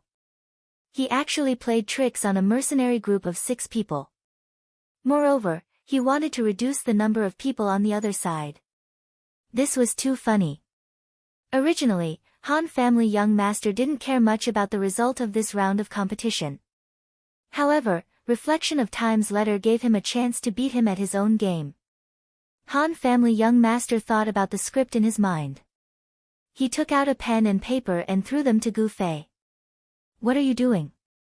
Gu Fei was reading the letters seriously. He hoped that one of them would be an ardent challenge to him. Reply. Han family young master said. This. Do I even need to reply? Gu Fei was puzzled. Nonsense. Do you know any manners? They sent you such a polite letter. Don't you feel embarrassed not to reply? And if you don't reply and reject them clearly, I don't think they will stop harassing me. Han family young master said.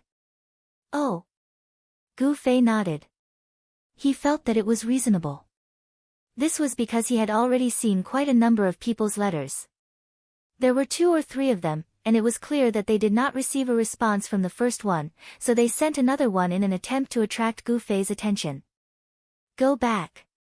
Gu Fei sighed and picked up the pen and paper. Okay. I'll help you too. Han family young master took out another pen and paper. Gu Fei was surprised. The workload of writing a reply was different from reading a letter. Han family young master actually volunteered. What should I write? Keep it simple. Just a few words will do. Han family young master asked Gu Fei. Just write, thank you for your kindness. But I refuse. Gu Fei said after thinking. Okay. Very good. Clear and concise. The young master of the Han family nodded and buried his head in writing. However, the content of what he wrote was very different from what Gu Fei had said. Gu Fei, who was busy on the other side, didn't notice it at all. Chapter 219. Of the 241 letters, there were only 112 people. That was an average of 15 letters per person. Of course, some people only wrote 1 letter, some wrote 2 or 3, and some even wrote 4 or 5 letters. Among them, there was not a single challenge letter that Gu Fei was looking forward to. Because of the main city in the parallel world, the geographical division was obvious. Gu Fei's name was currently limited to Cloud City. If someone defeated Gu Fei and won the title of the world's number 1, then there might be some challengers. At this time, Gu Fei replied to the letters and wondered if he should pick a sign of unbeatable in the world and travel around. With the help of the Han family young master, the two of them completed a total of 112 letters, and the names of the recipients were written on the envelopes. As for the sender, there was no need to write it. When it was thrown into the mailbox, the system would automatically add it. Go and send it. The Han family young master pushed a table full of letters to Gu Fei. Gu Fei nodded and carried the letters. Under the mailbox next to the city gate, stacks of letters were swallowed by the mailbox, and each letter had to be paid a small fee. When they came, there were 112 people sharing the burden, but when they returned, Gu Fei had to pay for it alone. The system's letters were naturally sent very quickly, almost like text messages. Gu Fei threw all the letters into the mailbox and closed it. When he opened it again, all the letters had been sent out, and the mailbox was empty. Looking at the time, there was only half an hour left before the match. The Han family young master sent a message, asking him to go directly to the match's teleportation array to meet up with everyone. Gu Fei hurriedly turned around and hurried. On the other side, Reflection of Years had been restless for the whole day. The letter he wrote last night, and he had been waiting for a reply since early in the morning. He waited from sunrise to sunset, and the more he waited, the colder his heart became. How could his emotional letter not move the other party? Reflection of Years could not figure it out. This person's will is really as strong as iron. Reflection of Years thought and was ready to give up. There was only half an hour left before the match, and there were already people urging in the channel. It was better to quickly organize everyone to plan how to deal with this battle. Reflection of Years secretly rejoiced that he did not boast to his brothers after sending the letter yesterday. Otherwise, it would be as embarrassing as hitting his head against a tree. Just as he was thinking, suddenly, the system prompted, "You have a new letter." Reflection of Years was taken aback, and he quickly turned around and ran to the nearest city gate mailbox. He was in full agility archer, and when he ran with all his strength, he created a cloud of smoke in the middle of the road. Filled with excitement and nervousness, she opened the mailbox and carefully took out the letter. She glanced at the envelope and almost fainted from happiness. The system's sender was Qianli, drunk. How could it be? Time's Reflection hurried toward the teleportation portal as he quickly opened the letter and read it. If this was really Gu Fei's reply, then it would be no different from going from heaven to hell, because the letter would be filled with only a few cold words. "Thank you for your kindness, but I refuse." But this was from the letter of the Han family young master. The Han young master, but was the Han of the family. Hell. That would come later. In the letter, 1,000 miles drunk, sighed helplessly about the treatment he had suffered in the young master elite group. He then enthusiastically affirmed the Reflection of Time's suggestion.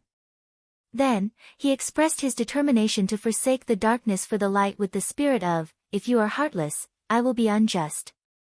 And the first step in his career was to expose the tactics that young master's elite group would use in this match to Reflection of Years. Kite. Qianli, drunk, said in the letter. Facing the strongest mercenary group in the 4 seas, they did not have the courage to fight head-on. They would use the kite tactic that they were best at. The best way to deal with this tactic was to control the number of people on one side and choose the most elite members to fight. This was because the target of their points had always been the opponent's relatively mediocre members. In addition, the child elite group's guerrilla tactics were mainly used by 3 professions with speed: mages, thieves, and archers. The other 3 would often wander off the battlefield. If they could take the initiative to sneak attack the other 3 at the beginning, the victory would be much easier. Qianli, drunk, asked the Han family young master to figure out how to do it himself. It was said that he was not good at tactical arrangements. In the end, Qianli, drunk, apologized for not being able to open the friend switch for the time being. "There have been too many people looking for me these past few days," he said. The Han family young master still had a trace of hesitation after reading the letter. However, there was only half an hour before the start of the mercenary competition. The members in the mercenary channel were urging him, the leader. The competition was about to start, but the leader had yet to give instructions on how to fight. Facing the child elite group, should everyone fight together or send a small number of elites? This was a question that the entire Cloud City was thinking about. The Han family young master hurriedly responded in the mercenary channel. After confirming his existence, he hurriedly ran towards the mercenary competition's teleportation formation. When the teleportation formation was preparing the map, the Han family young master had already made his decision. "For this match, we don't have to go all out. We need to be wary of the opponent's best kiting tactic," the Han family young master announced. I'll call out your name. Join this competition with me." The Han family young master then read out the name list. A total of 30 people were selected. Among them, 10 were thieves and 10 were archers who specialized in speed. After that, a few other classes were selected. The Han family young master had always been the person in charge of tactics and commanding for reigning the 4 seas. In this aspect, he was even more authoritative than the guild leader, Unsworn Sword. After this plan was proposed, no one had any objections. The players who were not called out left the prepared map one after another. According to the rules of reigning the 4 seas, these players would receive a portion of the monetary compensation. They did not feel anything. That's it. The Han family young master looked at the 30 people in front of him and made up his mind. On the other side, the 6 people from the child elite group had also entered the prepared map. As usual, Brother Yu began to count the number of people on the other side. There were 67 people at the start. Why are there fewer and fewer? Brother Yu was surprised. 30 people. In the end, the 4 seas mercenary group stopped at this number. Your strategy still affected them. They're really afraid of kiting. Brother Yu patted the Han family young master happily. Hee hee. The Han family young master laughed casually and did not say anything. How do we fight? Gu Fei rubbed his palms together, his fighting spirit high. If the Han family young master were to see him like this, he would definitely shed tears of regret. It's only 30 people. How about we just kill them? The Han family young master said cheerfully. Very much. This was Gu Fei's favorite plan. Thinking about it, in Reborn Amethyst, the days of fighting without restraint were also very comfortable. These 30 people are not something that Yun Xiang can compare to. They're definitely the elites of reigning the 4 seas. At the very least, they won't be as messy as Yun Xiang. Killing them directly isn't very appropriate, right? Brother Yu was always shocked by these people's tactics. It's just fun. Entertainment is number 1 and competition is number 2. What's the point of being so calculative? The Han family young master said disapprovingly. Is that so? Brother Yu looked at the Han family young master, then looked at the sword demon. The sword demon's face was as calm as usual. He had established a position like a wind vane in the child elite group with his character. Things that he did not doubt would increase the confidence of others. Brother Yu was currently looking for confidence from the sword demon's face out of habit. He successfully found it again. Focus on harassment. The Han family young master said, but the other party will not be as scattered as Yun Xiang. They won't fall into chaos so easily. So don't rush forward easily. Think of an escape route before attacking. Only attack when you have the confidence. Preserving your strength is the most important. Everyone nodded. Prepare to begin. The system had already started the countdown. 10 seconds later, both parties entered the map. You three go. Walk along the map and go behind them. I'll go to the high ground to observe the situation. Wait for my orders. The Han family young master waved his hand. Gu Fei and the other two disappeared as if they were flying. Unscathed in battle stood beside the Han family young master and brother Yu in low spirits. I'm in charge of protection again. High ground. The Han family young master ignored him and led the two to find a high ground to occupy. On the high ground, a group of people could be seen in the distance.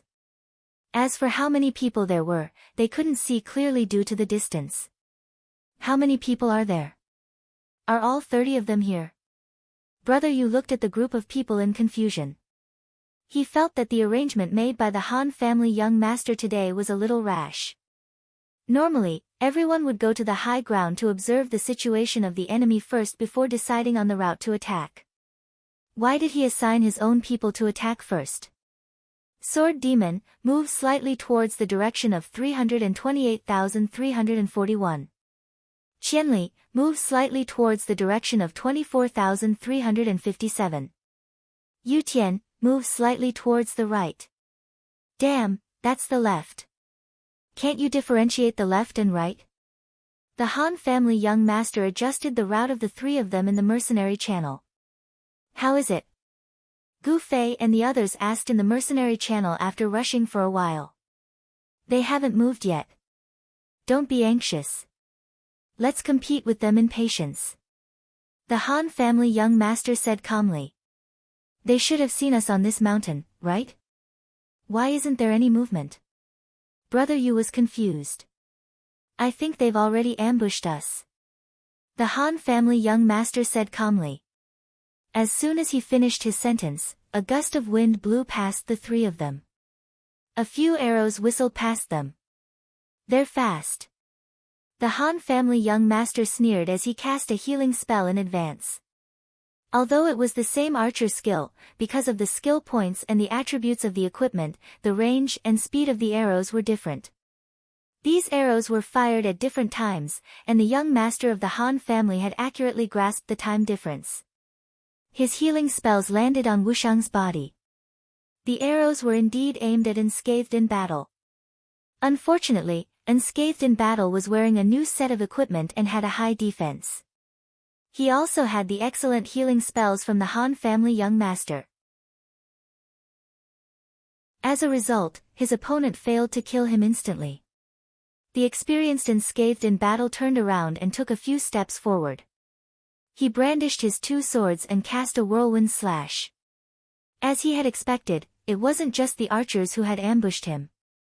The thieves had also snuck up from behind. When Zhang Wushang cast the whirlwind slash, two thieves who had approached him were slashed and killed instantly. Damn, the situation is grim. Unscathed in battle had already seen 5 archers. The number of thieves was probably not less than that, but there were only 2 beside him. The Reflection Age who had led the team to ambush them was secretly delighted. Because the 3 of them were completely defenseless, he finally believed the words of 1,000 miles drunk. The letter mentioned 2 points. The first was to suggest that the Reflection Age choose the elites to fight, and the second was to ambush the 3 who wouldn't take the initiative to fight. The Reflection Age still had some doubts about this letter. But even if he had doubts about the first point, he still had to do it. Because the number of people fighting was clear at a glance. If he ignored the first suggestion, then, Qianli is drunk, on the other side would naturally receive the message that he didn't trust him. If this letter was true, then the Reflection Age's method of ignoring the first suggestion would be self-defeating. Fortunately, there was a second suggestion in the letter, and this suggestion became the standard by which the Reflection Age tested this letter. If this letter was false, then the other party would definitely set a trap here and lead them into an ambush. But at this time, the Reflection Age had successfully circled behind the three and successfully launched a sneak attack. These three people seemed to be unaware of it. But the cleric's skills were really good. He actually judged in an instant that their attacks were concentrated on the warrior and instantly cast a recovery in the time difference between the attacks. This sneak attack actually didn't succeed. Unscathed in battle was indeed rich in experience. He immediately judged that the sneak attack would not be without thieves. He used Whirlwind Slash to kill the two thieves beside him. But even so, the advantage was completely in his hands. After Unscathed in battle killed the two thieves beside him, he turned around and found that Han family young master was actually surrounded by three thieves. And the archer's second round of attacks were all aimed at him. Han family young master didn't add points to constitution, so his HP wasn't high. Under such attacks, no matter how good the cleric's skills were, it was useless. In an instant, he turned into a white light. Wushang let out a furious roar. He charged at one of the thieves with a charge. One of them was stunned and dealt with in a few hits. The other two had already fled far away. At this time, countless arrows were already aimed at him. Without the cleric's healing, even if Brother Yu added a bit of status, so what? In the end, Undying Battle was also exhausted to death by these speed-type classes. And Brother Yu. In the end, he was also killed without any suspense. At this point, the Reflection Age was completely relieved. A proud smile appeared on his face, and he finally sent an order in the mercenary channel that Han family young master had been waiting for a long time. It was an order that finally affected the outcome of this match. Ignore that wizard, I've already instigated him.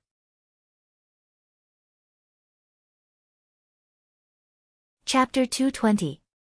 In the Child Elite Group's mercenary channel, Gu Fei, Sword Demon, and Yutian Shinming were all surprised that the three of them had been eliminated one after the other. The elimination was done in such a hurry that the three of them asked again and again. By the time they answered, the three of them were already outside the arena. Damn! We've been ambushed. Unscathed in battle said. You three do your best. Han family young master said calmly. According to his plan, the current Gu Fei had already gained the other side's trust. In order to further win their favor, they would probably get closer to him in the competition. Getting closer to Gu Fei. TSK, it was just that simple from heaven to hell. How are we going to fight? Yutian Shinming asked. Same as yesterday, Yutian Shinming will attract some firepower from afar, Sword Demon will close in with stealth, and Qianli will take the opportunity to rush forward. Han family young master was gloating. The three of them still followed the pace that Han family young master had set up. They didn't collide with the 4C's ambush team. At this time, they had already quietly surrounded the 20 people in 3 different directions. Yutian Shinming was behind a small hill, Sword Demon was in a depression, and Gu Fei was the closest to them, in a small forest. Should I attack? Yutian Shinming said to the other two. Attack!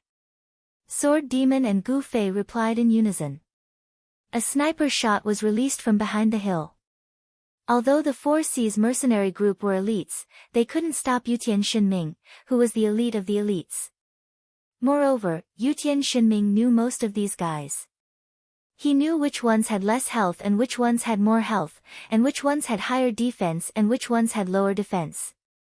He picked the one that he had the most confidence in bullying and released a sniper shot. His luck exploded and he got a critical hit, instantly killing him. This was what it meant to know yourself and your enemy. The people of the 4C's were in an uproar. They also knew that their opponent's archer was Yutian Shinming. Just like how Yutian Shinming knew their ins and outs, they also had a good understanding of Yutian Shinming's points and equipment. However, no one knew that Yutian Shinming had just updated his equipment in the past 2 days. His arrow had killed a person in one shot, which shocked them to no end. What happened? After finishing off the Han family young master and the other two, Shadow of Years led the ambush team back to meet up with the main army. On the way, he received a system notification that one of his people had died, so he immediately asked about it. Yutian Shinming killed one with one snipe, a player replied. How is this possible? Reflection Years was also shocked. After learning that Yutian Shinming was a member of the child elite group, he specially reviewed this little brat's strength. His skills were quite good, but his attack power shouldn't have reached such a high level. While they were still panicking, Yutian Shinming had already released a few more arrows. Unfortunately, other than the snipe, none of his other attacks could deal high enough damage to instantly kill him. The people of the Four Seas mercenary group weren't as chaotic as Yunxiang. The priests were fully focused on healing, the archers were shooting, and the thieves were stealthily making a detour to prepare for a sneak attack. But what kind of battle experience did Yutian Shinming have? He blinked his eagle eyes and counted the number of people on the other side. Suddenly, he realized that 19 people had become 17. Although he didn't know when the two thieves had disappeared into the crowd, he knew that they were sneaking towards him. He immediately used guerrilla tactics, changing his position after releasing an arrow so that the other side wouldn't be able to easily reach him. Since it was a competition, there was a time limit to stealth. It didn't take too long before the other side would automatically reveal themselves. When Yutian Shinming attracted most of the other side's attention, the sword demon had already stealthily sneaked over. Yutian Shinming's previous attacks had been foreshadowing for him. While he was crazily concentrating on shooting someone, he also shot an arrow at the person next to him. It looked like he had accidentally missed his target. Four Seas priest's attention was completely focused on the target that Yutian Shinming was fiercely shooting. His companion who had only been hit by one arrow didn't attract his attention. At this time, the sword demon, who was quietly approaching, suddenly appeared and pointed his dagger at this person. Sword demon's backstab was even slower by half a beat. He didn't stab out the moment everyone exclaimed. This half a beat was reserved for Yutian Shinming. As soon as he saw the sword demon appear, Yutian Shinming immediately shot another arrow at this person, and the sword demon's backstab, which was slower by half a beat, hit this person almost at the same time. This priest's skills were obviously not experienced enough to grasp this slight time difference. When his recovery spell fell in a hurry, the person had already been killed by the two of them. Sword demon retreated after one attack. When everyone began to surround him, he had already used swift movement to quickly rush out of the crowd. The Four Seas mercenary group's archers hurriedly wanted to chase and shoot a few arrows, but the experienced sword demon changed direction at this time and circled to the other side of the opponent's formation. When the archers who had been targeting Yutian Shinming chased after sword demon's change of direction and aimed, they instantly found that their arrows were all aimed at their own people's butts. When they hurriedly adjusted their positions and revealed an opening, they saw Sword Demon running into the woods and Gu Fei rushing out with big strides. Gu Fei and Sword Demon were a little surprised when they ran head-on. Gu Fei saw that Sword Demon retreated after one attack and immediately rushed out of the woods, but he didn't expect that Sword Demon would actually run in his direction.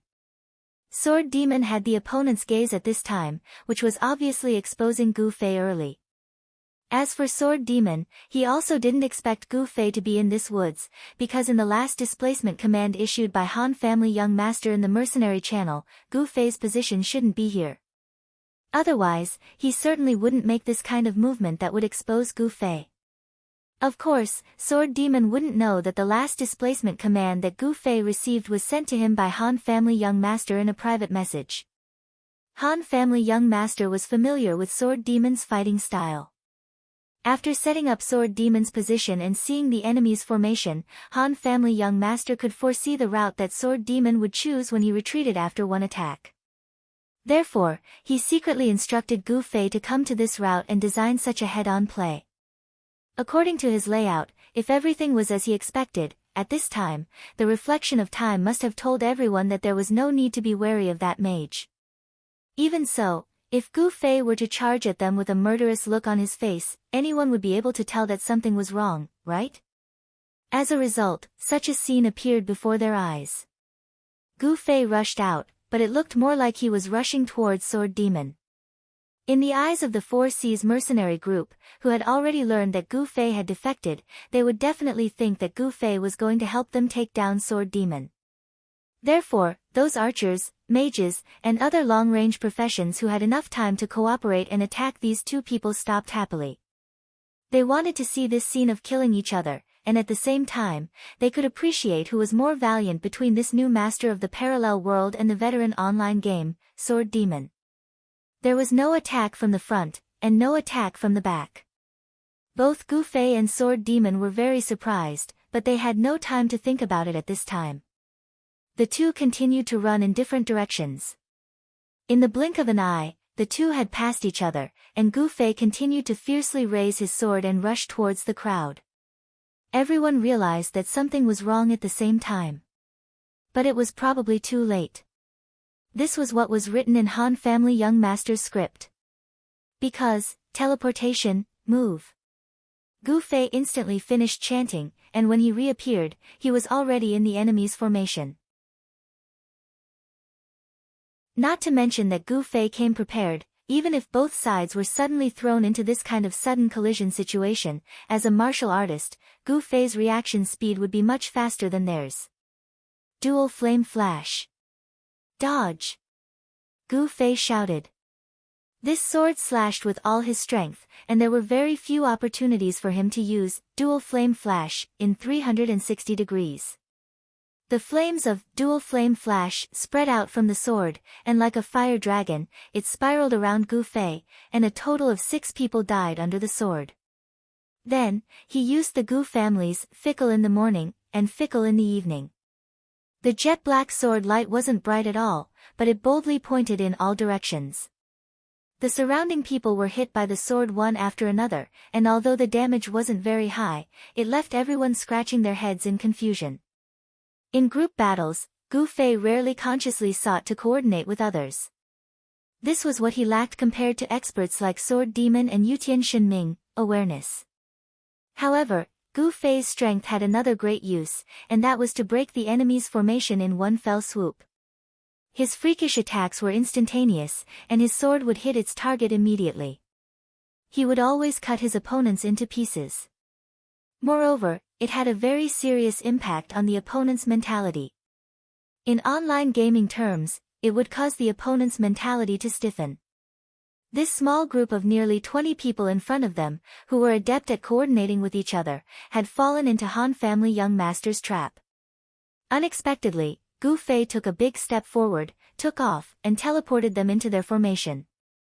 After being hit by Gu Fei's sword, in addition to the previous losses from Yutian Shinming and Sword Demon's attacks, they had already lost 8 people. The sinister and ruthless Yutian Shinming took advantage of this opportunity to shoot another sniper, killing another person. On the other side, Sword Demon also rushed over with large strides after circling around. The 11 people were pincered by 3 people, and for a moment, they didn't know what to do. Gu Fei slashed left and right in the formation, continuously shouting, Dual Flame Flash, Flash. Everyone discovered that as long as Gu Fei's sword arrived, not a single one of them could dodge. For a moment, they were scared out of their wits, and didn't dare to go forward to parry. Normally, at this time, Dual Flame Flash's cooldown hadn't passed yet, and the spell's chance had all failed. However, Gu Fei still had enchantments on him. Although the chances weren't high, under Gu Fei's high tempo, they would occasionally flash. These enchantments were very similar to Dual Flame Flash, and for a moment, no one could tell them apart. They could only assume that Gu Fei's Dual Flame Flash appeared frequently, and they couldn't dodge in time. The 3 experts seized this opportunity, seeking victory in the midst of the chaos. Not long after, only 2 thieves remained out of the 20 people. These 2 thieves were also extremely fast, and with swift movement, they dashed away. The 3 of them couldn't catch up. Yutian Shinming ran over from afar to meet up with the 2. This round of killing was very satisfying, but they faintly felt that it was a bit too simple. The Four Seas mercenary group should have been a well-trained and well-coordinated group, so how could they be killed so easily? The 3 of them still didn't know that all of this was just a performance from Han Family Young Master's script.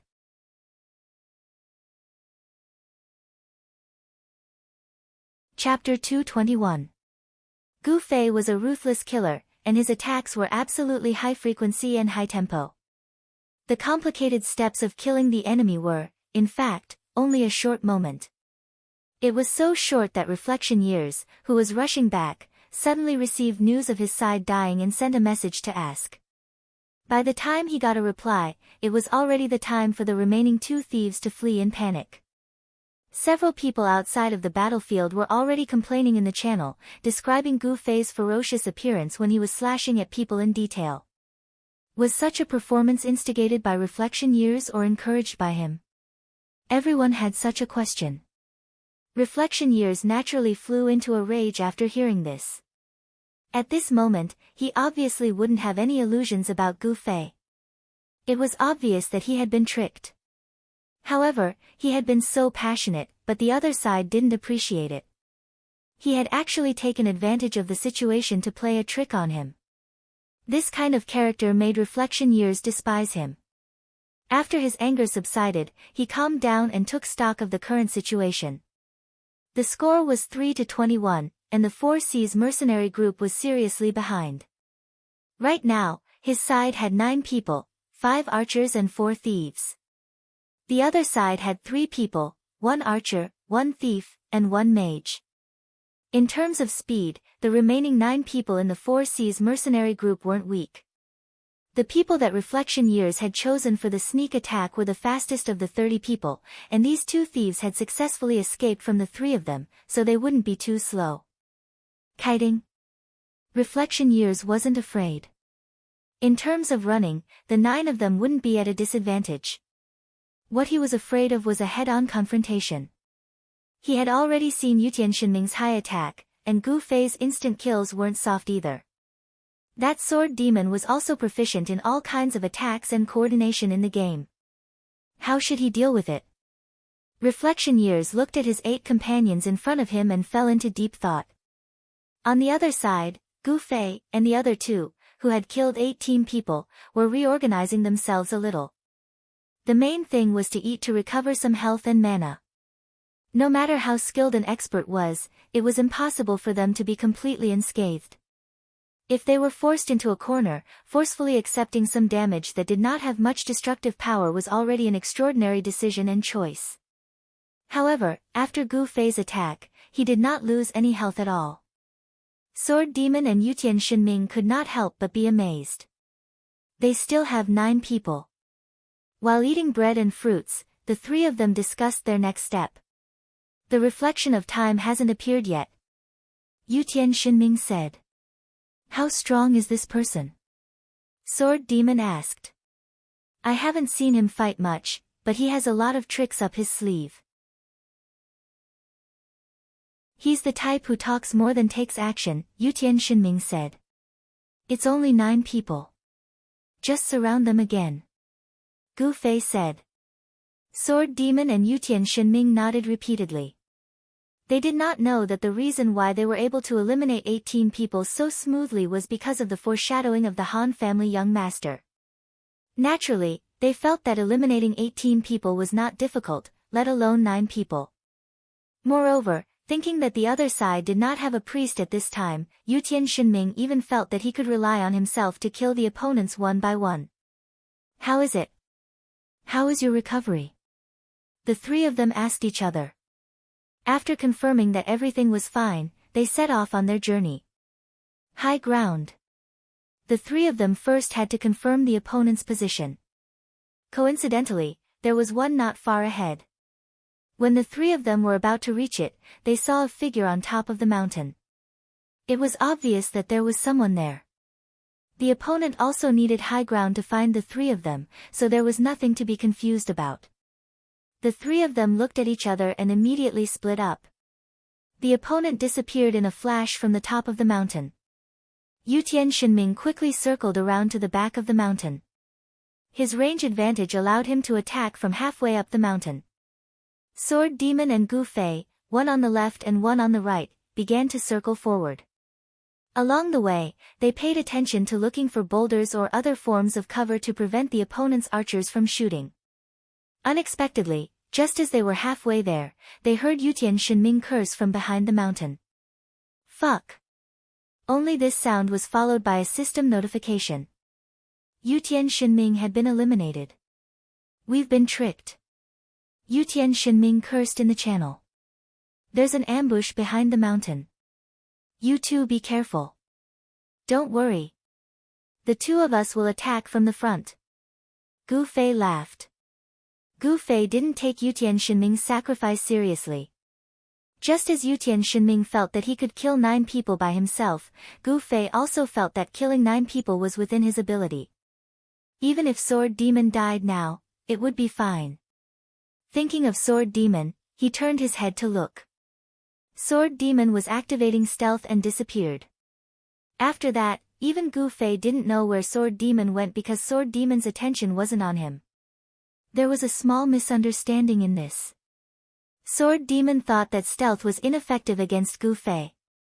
Gu Fei would know his movements and would naturally cooperate with his speed. Unexpectedly, Gu Fei didn't know anything and still rushed up as fast as he could. In stealth, movement speed was greatly reduced. Sword Demon was no match for Gu Fei's speed at this time, but he couldn't bear to give up stealth at this moment, so he quickly shouted, "Hey, why are you so fast?" Unfortunately, when he shouted this, Gu Fei was also muttering to himself. And the content of his muttering was, "Teleport, move." So when he heard Sword Demon's shout and looked back, he had already floated to the top of the mountain. There was a light breeze on the top of the mountain. Gu Fei could only determine the approximate location of Sword Demon when he looked back. At this time, he didn't have the time to look carefully because there was already someone in front of him watching him. The reflection of time had a questioning look on his face as he stared coldly at Gu Fei. The two sides were less than 5 meters apart, and Gu Fei could see the bow in the reflection of time's left hand. Suddenly, the reflection of time's right hand inserted into his pocket. "He's coming." Gu Fei shouted in his heart. At this time, teleport was still on cooldown, so Gu Fei could only run at his fastest speed. In order to avoid the opponent's attack at any time, he also chose to run in a diagonal line while trying his best to bend his waist. In just a few steps, Gu Fei had already rushed to the side of the reflection of time. He suddenly stopped, and the black robe behind Gu Fei slowly floated down. Without waiting for his body to straighten, Gu Fei flipped his right hand and swung his sword from the bottom right to the top left. He shouted, "Double flame flash, flash." At this time, the reflection of time's hand had already taken out of his pocket. He seemed to be holding something in his hand and waved it at Gu Fei. He was also saying, "Why are you?" Gu Fei didn't finish listening to him. The reflection of time's hand often moved faster than others could speak. Sword light, fire, and with the reflection of time's surprised gaze, he disappeared. When he appeared outside the teleportation formation, the reflection of time even maintained such a strange posture. No matter what, this really didn't seem like a posture for an attack. His right hand was still in the air with 3 fingers, but there was clearly nothing between his fingers. Where's the letter? Why is the letter gone? The reflection of time reacted. He rubbed his fingers, touched his pocket, and looked around, but still couldn't find the letter. This letter was evidence that exposed Gu Fei's bad character. The reflection of time had already planned this long ago. Let's not talk about the competition, but he definitely couldn't let the matter of Gu Fei go just like that. The reflection of time's actions were indeed not honorable, but the problem was that this kind of thing was done by almost all the guild leaders, so everyone quietly accepted it. But Gu Fei's behavior was different. If he wanted to poach you, you could refuse, but he actually used this as a pretext to make a fuss. This was something that all the poaching guild leaders despised. The reflection of time believed that as long as this letter was announced, not only would Gu Fei no longer be the fragrant cake that everyone wanted to recruit, but as long as he added fuel to the fire from the side, it wouldn't be impossible for him to evolve into a street rat. No matter how strong a person was, how could he fight against all the guilds? The reflection of time was extremely satisfied with his follow-up arrangements. Just now, he wanted to take out the letter and proudly announce it to Gu Fei to see if this guy would regret or feel ashamed. He didn't think that Gu Fei would be so shameless. Not only did he not say anything when he saw his expression, but he also chose to make a move so quickly. At this moment, the reflection of time had already decided to crazily take revenge, but he couldn't find the most important token of his plan, the letter that Qianli had written when he was drunk. Where was the letter? The letter was still there. But at this time, it had already turned into flying ash. In the face of the dual flame flash that could even kill a person, what other end could a letter have other than turning into ash? Gu Fei was also quite puzzled. His movements were too fast, and there was a barrier of fire in front of him. For a moment, he couldn't see what the reflection of time was waving. He only felt that it was a weapon. How did it turn into ash? The flying ash was pinched by Gu Fei, and he carefully studied it. Could it be a very powerful magic scroll? Just as Gu Fei was thinking about this, several peng-peng sounds could be heard as several arrows flew towards Gu Fei. This was the reflection of time's plan. He would attract Gu Fei's attention, and the others would concentrate their firepower to kill him. Who would have thought that as soon as Gu Fei reached the top of the mountain, the reflection of time would be the first to be killed? The others at the foot of the mountain didn't know what to do. Seeing that Gu Fei seemed to be in a daze, they hurriedly revealed their whereabouts and attacked Gu Fei. Homing arrow. They had already used snipe when they ambushed Yutian Shenming, and it was still on cooldown. The 4 archers unanimously chose this skill. Unfortunately, this skill was too slow for Gu Fei. His outstretched wrist trembled slightly, and the 4 homing arrows that were shot at almost the same time lost their luster and fell to the ground. However, Gu Fei's sword did not stop. He abruptly turned around and quickly tapped with his sword. Whoosh, whoosh, whoosh, whoosh. With 4 soft sounds, 4 bandits appeared behind Gu Fei, bearing fangs and brandishing claws. At this time, the dual flame flash had been restored. Gu Fei looked at the opponent's position and followed up with a slash, killing 3 of them. The last thief had no will to fight anymore, and he turned around and retreated. Seeing that the opportunity was just right, Gu Fei quickly chased after him, but he wasn't in a hurry to launch any attacks. When the 4 archers at the foot of the mountain saw this, they wanted to cry but had no tears. This Gu Fei followed the thief down the mountain. They wanted to shoot, but their line of sight was blocked by the thief.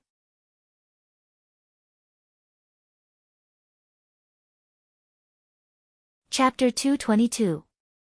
Gu Fei rushed down the hill in one go. The 4 archers ran to a position where they could shoot and released their arrows, but Gu Fei dodged them one by one. Seeing that Gu Fei was about to reach them, how could the 4 archers still have any desire to fight? Whichever one Gu Fei rushed towards, they would immediately turn around and run away. Who would have thought that by a stroke of luck, the battle would be dragged into a stalemate? These archers were almost as fast as Gu Fei. If one ran and the other 3 harassed, it would be difficult for Gu Fei to catch up. The child elite group's kite was one person running and a group of people acting as the kite. In this situation, Gu Fei had become the kite, but there were 4 people flying it. The 4 of them were overjoyed, secretly praising Reflection Time's choice of personnel was the right one. Making full use of speed, this mage was not an unsolvable problem. If he continued like this, the one to fall would definitely be him. Gu Fei chased east and west, but found nothing. Instead, the 4 surrounded him, their expressions gradually relaxed. They had forgotten that Gu Fei had the art of teleportation. Teleportation had a cooldown of 1 minute, and at this time it was over. Gu Fei did not use it because he couldn't find an opportunity. Currently, his teleportation distance was a little more than 5 meters. At the very least, he had to get within this distance to be effective. After persevering for a long time, Gu Fei finally found an opportunity. He stared at an archer and chased fiercely, while the other 3 chased after him and released arrows. Unable to hit Gu Fei for a long time made them anxious. The closer the target, the easier it was to hit. This was common sense. Under the urge of anxiety, the more boldly they shot, the closer they got. Gu Fei constantly paid attention to the three guys behind him. Seeing that the opportunity was ripe, he suddenly turned around and used teleportation to fly to the side of an archer. At this time, his mana wasn't enough to use dual flame flash, so Gu Fei could only chase after this person and cruelly slash after slash. Gu Fei secretly praised Heng Qiao's reminder in his heart. If he really became a water mage, even if he had a skill that could slow down the enemy, he wouldn't be able to get close enough. The skill wouldn't be able to hit the enemy, so how would he be able to slow down the enemy? Therefore, the simplest and most direct way to defeat an enemy was to improve one's own ability, and not to lower the opponent's strength. As someone who practiced martial arts, how could he be blinded by greed and neglect this principle? Gu Fei shook his head and reflected on his actions while he tortured the archer to death with his sword. If Heng Qiao were to learn of this scene, what would he think? After taking care of this archer, the smugness of the other three archers had completely vanished.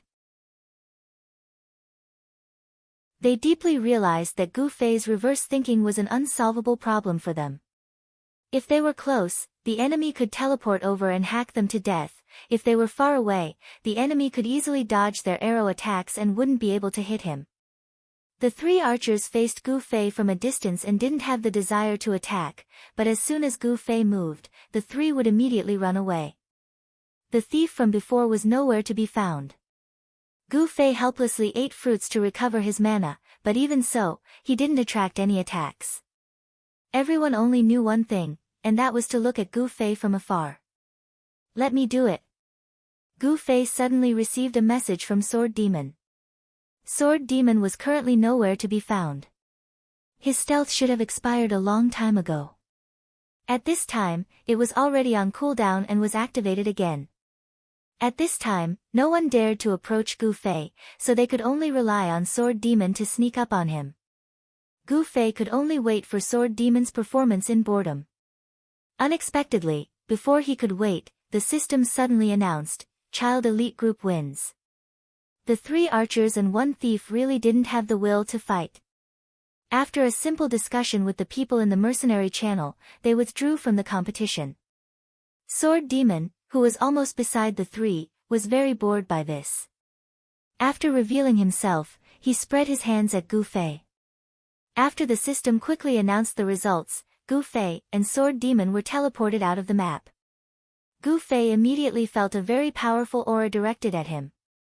He quickly turned around and saw the members of the 4C's mercenary group glaring at him.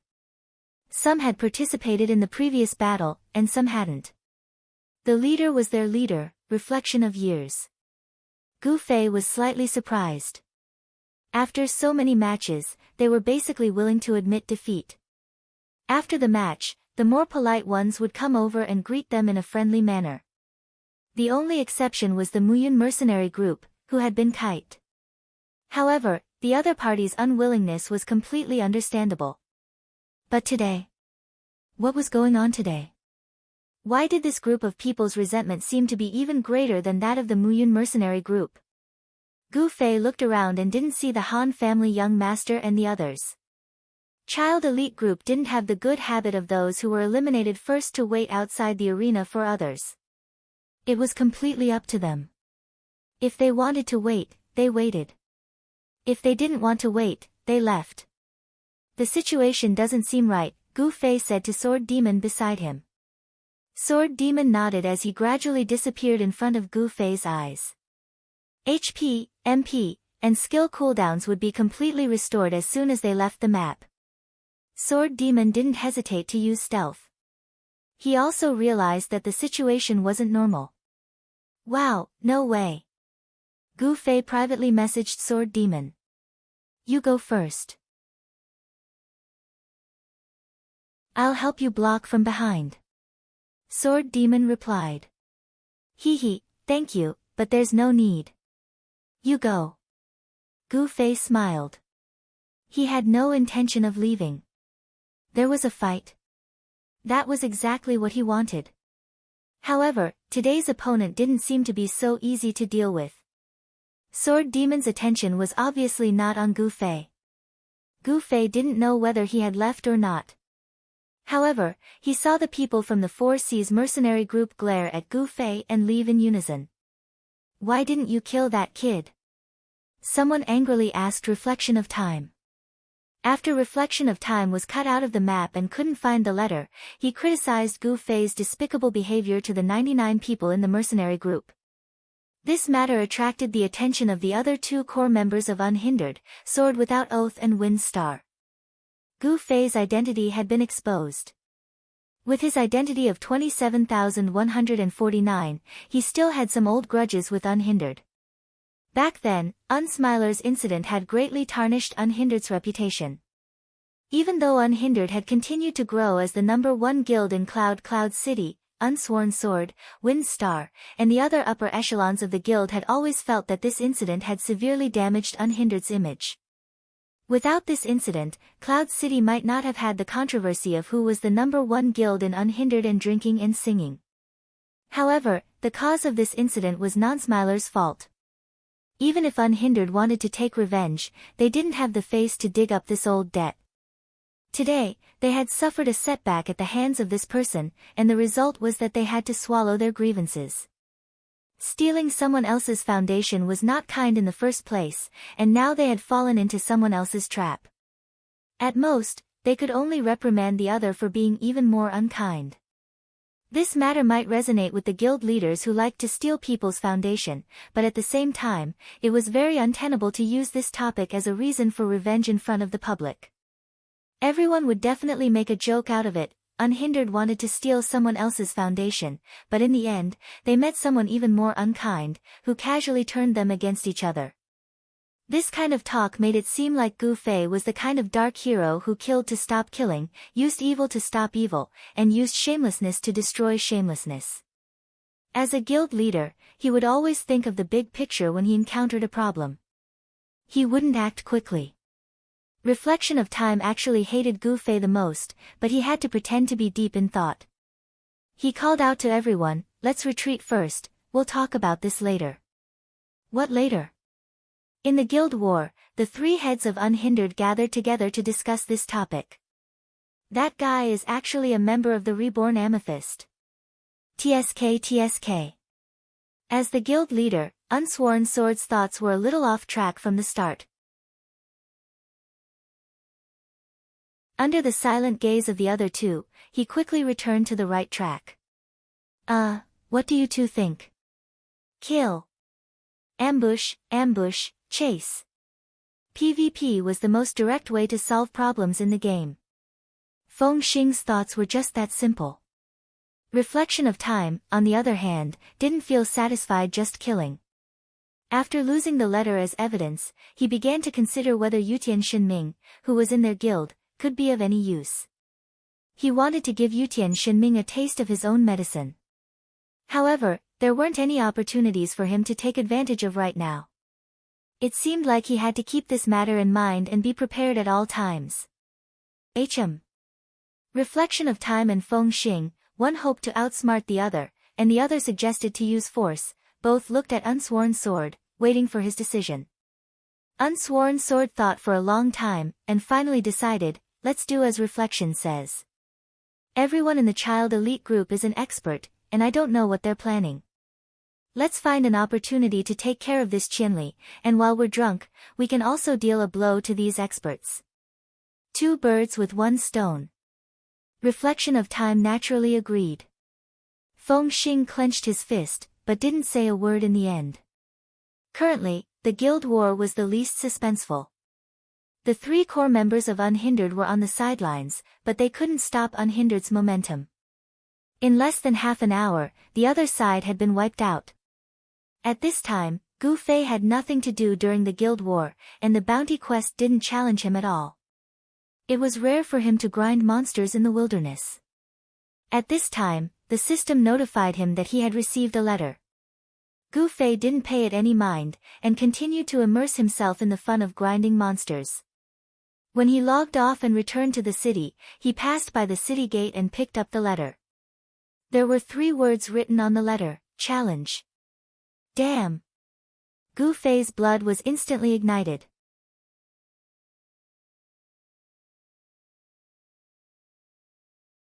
Chapter 223. Gu Fei actually received the challenge letter that he had been dreaming of. His heart was filled with excitement. In short, it was the complete opposite of the disappointment that Butterfly felt when they lost their monthly votes at the last minute last night. Gu Fei looked at the 3 big words, challenge letter, on the envelope and quickly found the name of the other party, Feng Xing. Immediately, Gu Fei tore open the envelope and took out the letter. The content of the letter was simple and to the point. One-on-one, do you dare? Gu Fei's blood was boiling. He immediately opened the friend button and tried to add Feng Xing as a friend. However, he received a message that the friend button was not turned on.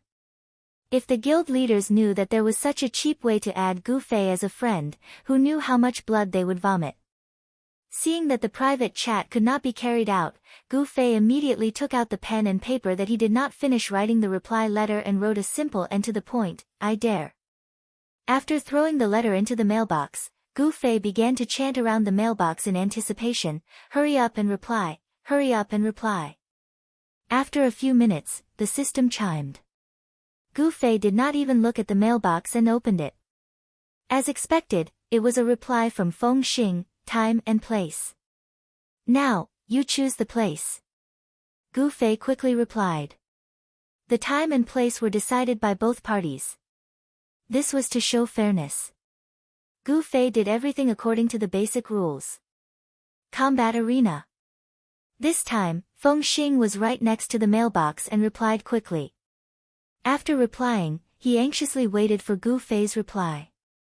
Gu Fei's reply was naturally fast. How do I go? 50 meters east of the combat arena. Feng Xing's reply was even faster. The two seemed to be competing. Be there or be square. Be there or be square. Gu Fei, who was about to go offline, immediately turned around and walked towards the combat arena. Time to go offline after the fight. His plan was going according to plan. As for Feng Xing, he looked as if he was facing a formidable enemy. By now, the legends about this magician had spread far and wide. Many people in the guild had even fought against him, and the stories they told about him were all over the place. However, Feng Xing still managed to catch 3 important points: close combat, instant kill, and teleportation. Feng Xing believed that these were undoubtedly the 3 most terrifying aspects of this magus. Close quarters combat meant that he would be able to surprise everyone. Instant kill meant that you could not afford to make a single mistake. Teleportation meant absolute speed. When these 3 keywords were put together, it could be summed up in one sentence: teleport to your side and instantly kill. Ordinary people would probably want to give up after hearing such a way of fighting, but Feng Xing wasn't afraid, because in his eyes, all magicians had a fatal flaw: they had to incant their spells.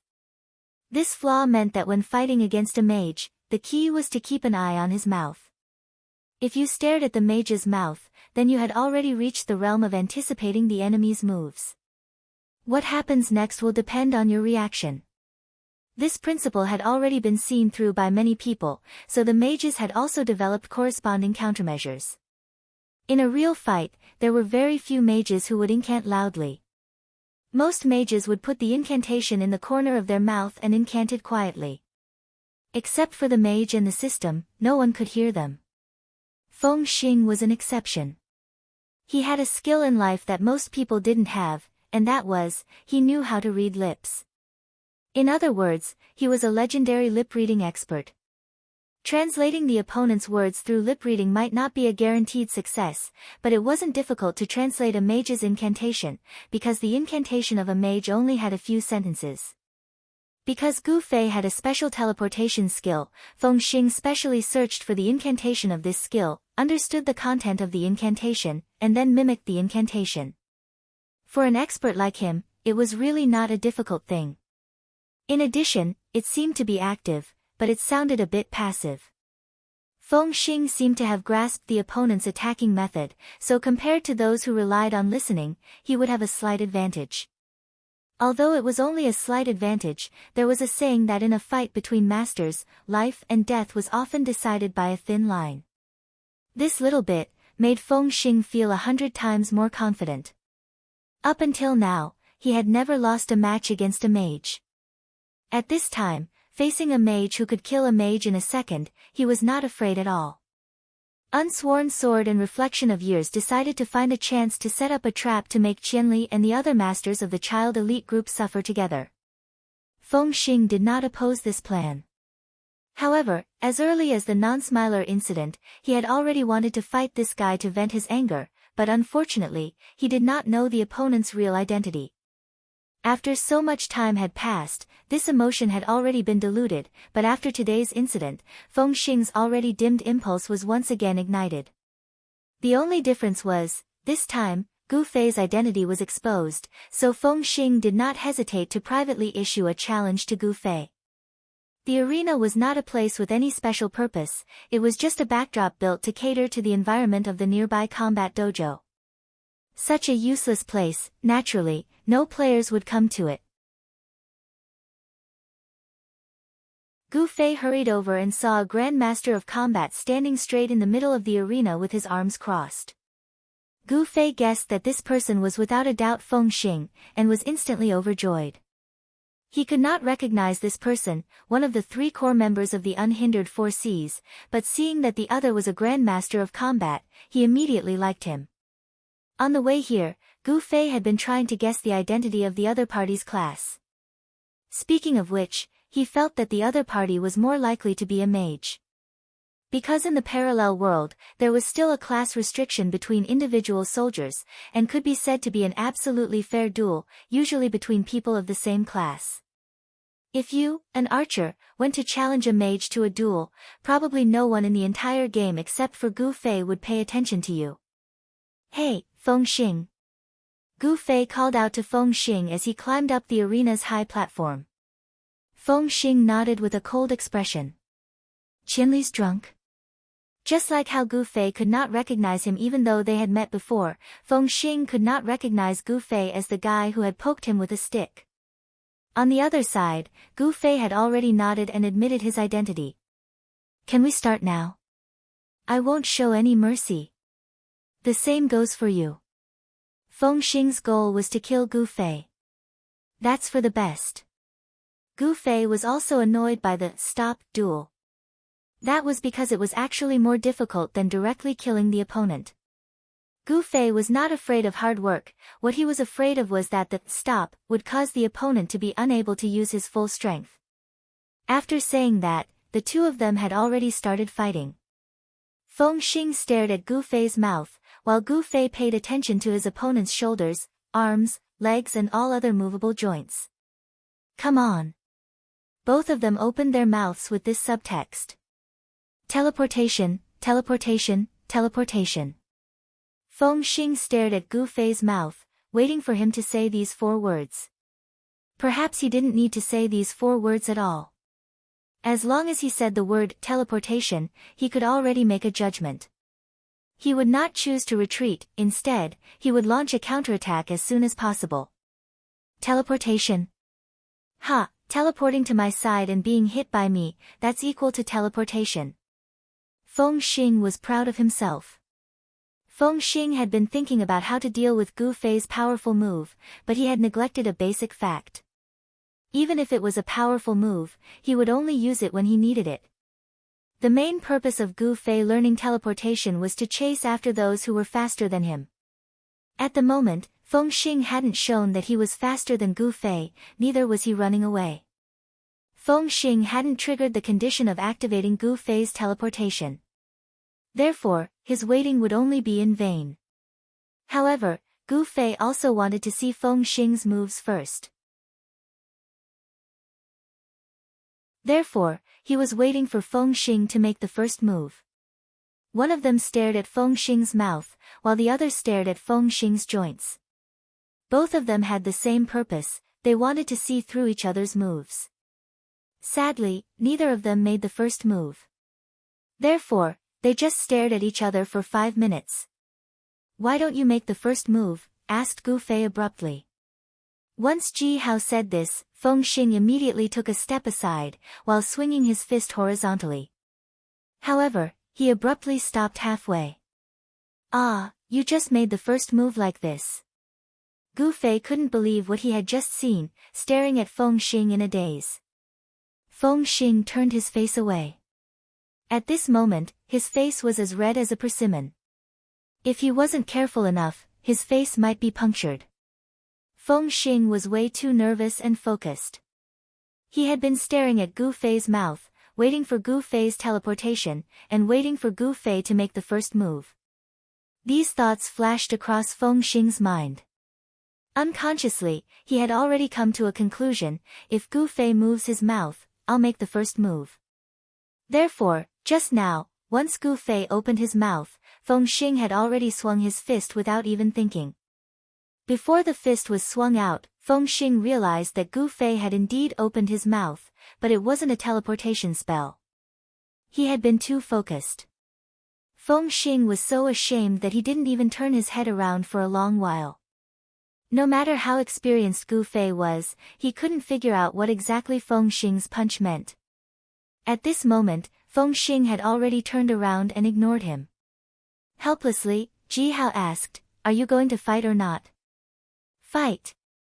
Why don't you fight?" Feng Xing angrily turned around and threw a heavy punch towards Gu Fei.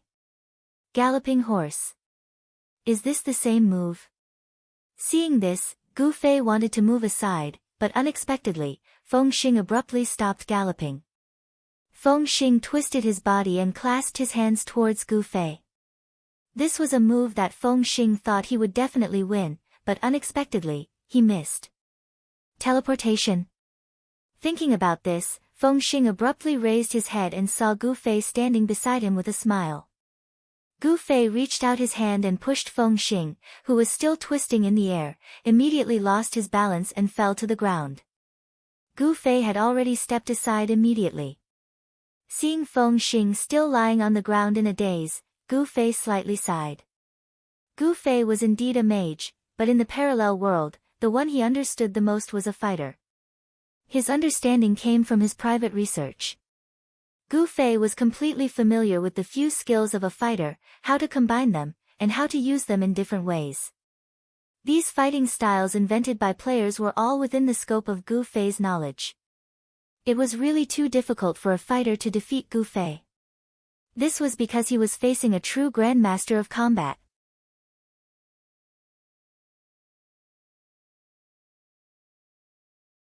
Chapter 224. In Gu Fei's mind, he already had a few plans that could combine all the skills of a fighter, and what Feng Xing had just used was only one of those plans. Judging from Feng Xing's look, he seemed to only be familiar with this one plan. Such a simple fighting style was enough to deal with ordinary players, but when facing a fighting expert like Gu Fei, Feng Xing had already figured out a few plans. Just now, when he pushed Feng Xing down, Gu Fei had even dodged aside, in case that Feng Xing might launch a sweeping kick towards him. As a result, Feng Xing just lied on the ground. This was the reason why Gu Fei sighed. Of course, Feng Xing didn't suffer any harm from lying on the ground. He only suffered a psychological injury that all people who were bullied by Gu Fei would have. Feng Xing paused for a second, then hurriedly stood up from the ground, staring at Gu Fei. Seeing him stand up, Gu Fei suddenly launched an attack. Ji Hao slightly drew his arms in front of his body, then leaned his body forward, forming a sharp angle with the ground. He then raised his right hand and threw a punch towards Feng Xing's chest. This is Galloping Horse? Feng Xing was shocked. If this was a normal fight, Feng Xing would definitely launch a counterattack with the move of Galloping Horse Shooting Star, and let the system judge whose fist was tougher. However, today, he was stunned, because a galloping horse was launched by a magician. This was definitely a supernatural event. Skills of different professions could never be used in the same way, even with scrolls, skills, weapons, etc. This supernatural event made Feng Xing forget how to deal with it, until Gu Fei had already attacked in front of him. Among the group of players, Feng Xing was an experienced fighter. As an experienced fighter, he surely had his own way to deal with Galloping Horse. At this moment, it was already too late for Feng Xing to dodge. Feng Xing didn't dodge at all, instead, he rushed forward. Gu Fei's punch landed right on Feng Xing's chest. Meanwhile, Feng Xing's hands had already reached towards Gu Fei's shoulders. This was a gamble, because the galloping horse art had a chance to cause a stunning effect. Once the galloping horse art triggered the stunning effect, Feng Xing's counterattack would stop. For an expert grandmaster of combat, a single stun could lead to a series of consecutive attacks. This was also the reason why many fighters preferred galloping horse as their first move. However, speaking of the probability, the chance of stunning was much lower than that of charge. It was only 10%, and the proficiency of the skill didn't increase the chance significantly. Therefore, Feng Xing believed that he had a high chance of winning this gamble. In fact, he had a 100% chance of winning. How could Gu Fei have any galloping horse skill? All he did was use the stance of a horse galloping a meteor to throw a punch. As a result, Gu Fei's punch landed right on Feng Xing's chest. Feng Xing didn't dodge at all, instead, both of his hands reached towards Gu Fei's chest. He didn't know how many times he had suffered like this in the game. This was unique to online players. In Gu Fei's eyes, it was like a scoundrel's playstyle, and it had repeatedly caused him to lose his temper. Gu Fei's punch didn't cause any damage, nor could it cause any stunning effect. However, his shoulders were already firmly held in Feng Xing's hands.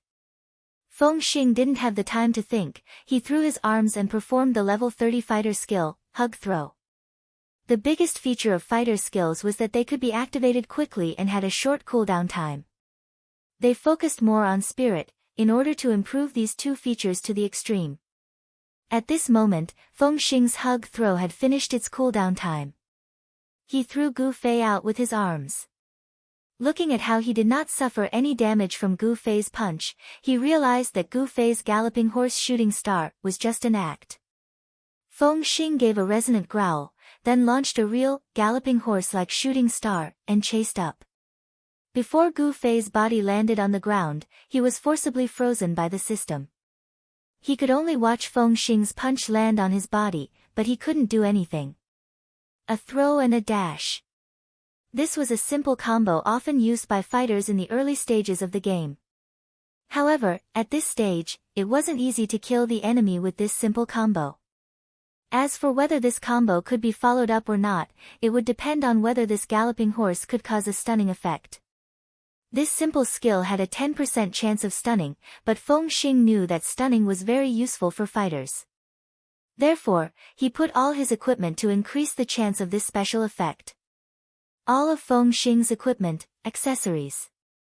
All of Feng Xing's equipment could raise the dizziness rate of this gallop shooting star to 34%. For a grandmaster of combat, this was already a rare and precious data. Fortunately, Feng Xing put all his effort into this special effect, so his attack damage wasn't that high. If he were a fighter with a full set of equipment to enhance his attack, a hug throw and galloping horse would be enough to cripple Gu Fei. At this moment, Gu Fei was blown away by Feng Xing's punch. He fell on the ground and continued to slide. Feng Xing complained in his heart. He regretted using too much strength in this punch. The duration of stunning was very limited. If he wasted too much time, the effect would have disappeared by the time he rushed to the front. At this moment, Feng Xing's biggest wish was to have a teleportation skill as well. As Gu Fei was sliding on the ground, Feng Xing seized the time to chase after him. However, after a few steps, Gu Fei suddenly fell to the edge of the arena and fell down. Alas! Feng Xing sighed deeply. He didn't even react when he fell down. Feng Xing knew that he had successfully triggered the stunning effect. Unfortunately, his punch was so heavy that it directly knocked him off the arena. However, both of them were fighting for their lives. Being knocked off the arena obviously wouldn't mean anything. Feng Xing quickly rushed to the edge of the arena, jumped up and then fell down. This was also a fighter's skill, level 36 Flying Swallow Cut. It was originally a move of jumping up and stretching one's leg downwards to attack. However, it was very difficult to use this move in a combo attack. Therefore, many smart players began to use this move to attack the opponent who had fallen on the ground. After using it so many times, even the name was changed. It was no longer called Flying Swallow Cut, but Flying Swallow Fall. Putting the opponent on the ground with a series of combo attacks, then sending him back to the respawn point with a Flying Swallow Fall. This was the favorite fighting style of fighters nowadays. Feng Xing didn't want to use this move to look cool. He was flying down from the arena, so this move was indeed the most suitable one. He didn't expect that his body would fly out and his leg would be straightened, but when he looked down, no one was there. Before Feng Xing could think about it, his back was hit heavily again. Feng Xing immediately lost his balance.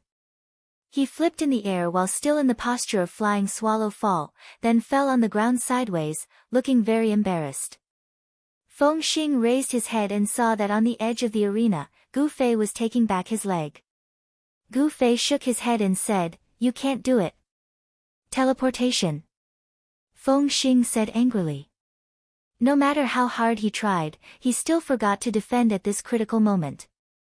Gu Fei seized the opportunity and flashed behind him, then effortlessly kicked him to the ground. "All right, I'm leaving." Gu Fei waved his hand at him. "What? Stop." Feng Xing leaped up from the ground and quickly climbed up. Although he fell twice for no reason and looked a bit embarrassed, from the perspective of the game, Gu Fei had taken 2 attacks from him, so he must not have much health left. Feng Xing, on the other hand, was not injured at all, so he had the upper hand.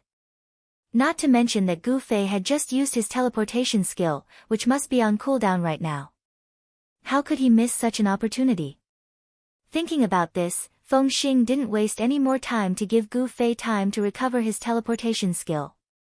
Instead, he raised his hand and launched a punch towards Gu Fei, using the most basic skill of all fighters, Heavy Punch.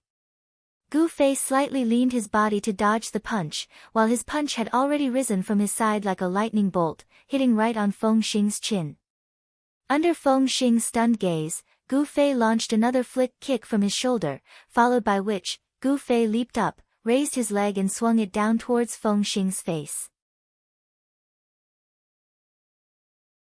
The dust under Gu Fei's shoe blew onto Feng Xing's face.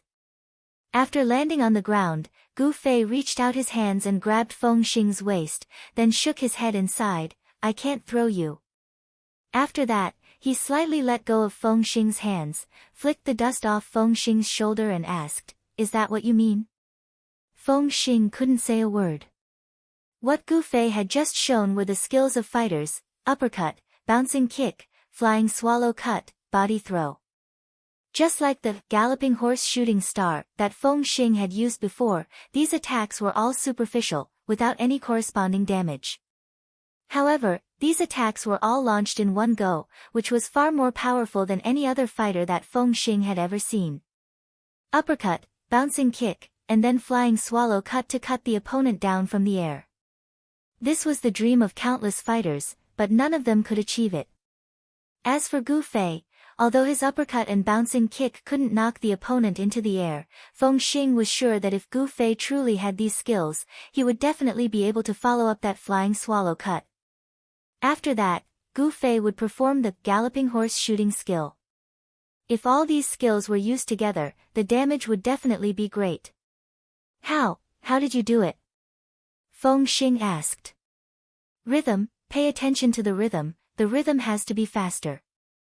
Gu Fei said to him. "Rhythm?" Feng Xing was confused.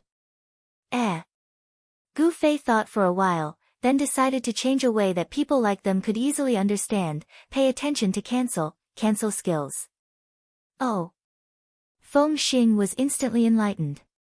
The timing of cancel skills determines whether the final combo can be completed smoothly or not. You need to practice more. Gu Fei said seriously. Feng Xing nodded confusedly. What was this? Was a magician teaching a fighter how to use skills to complete combo attacks? Keep practicing. Gu Fei said to him, then walked away while patting his clothes. Just now, Gu Fei had slid on the ground and fell down from the stage, his body was covered in dust as well. Black loves to be stained with dust. Feng Xing faintly heard Gu Fei sighing.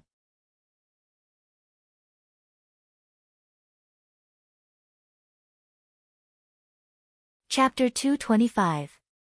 Gu Fei went offline with a deep sigh. The opportunity to fight against a Grandmaster of Combat was hard to come by, but for Gu Fei, defeating a Grandmaster of Combat was much easier than defeating other classes. He didn't even draw his sword, but he had already shocked Feng Xing. This was because Gu Fei's level of martial arts was too high. In the parallel world, when designing the Grandmaster of Combat, at most, they could find a few martial arts instructors to study it. But in this aspect, Gu Fei was the top technical talent. Even those instructors were just displaying their slight skill in front of an expert in front of Gu Fei. Now, if they were to apply their little bit of thinking into the game, it wouldn't even be considered as displaying their slight skill in front of an expert. After going offline, Gu Fei went up to the rooftop to practice his boxing. He grabbed a sandbag and used uppercut, bouncing kick, flying swallow slash, hugging throw, galloping meteor. Gu Fei simulated the skills of a Grandmaster of Combat in the game and trampled on the sandbag. How simple. Gu Fei let out a long sigh. Unfortunately, doing this in the game didn't cause him any damage. And when it came to hugging throw, he couldn't continue because he didn't have enough strength. In reality, even a real Grandmaster of Combat didn't have that much strength. It was just that the moment they used the skill, hugging throw, they would be possessed by Popeye's soul. In the game, Feng Xing hadn't left the arena yet.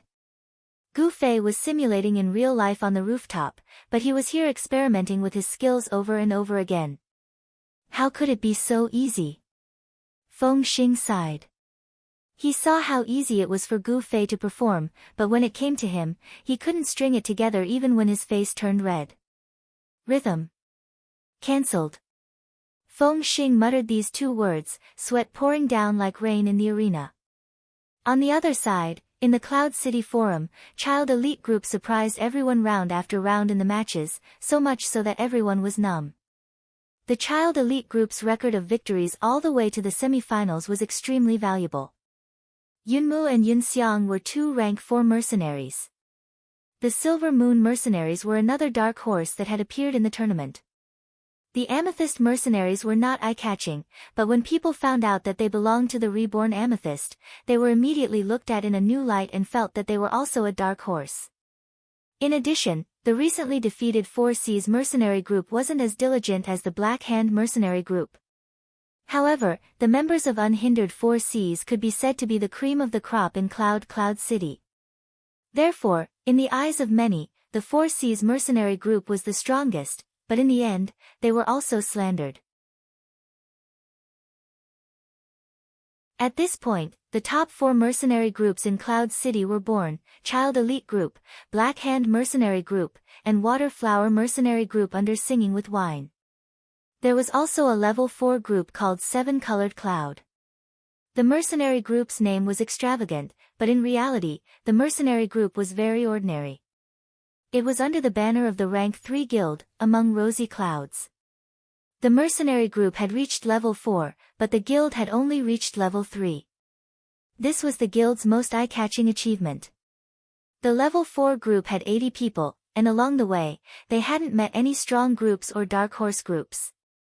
Occasionally, they met a few mediocre level 3 or 4 groups like them, and after a battle where they killed 1,000 enemies and sacrificed 800 of their own, they passed.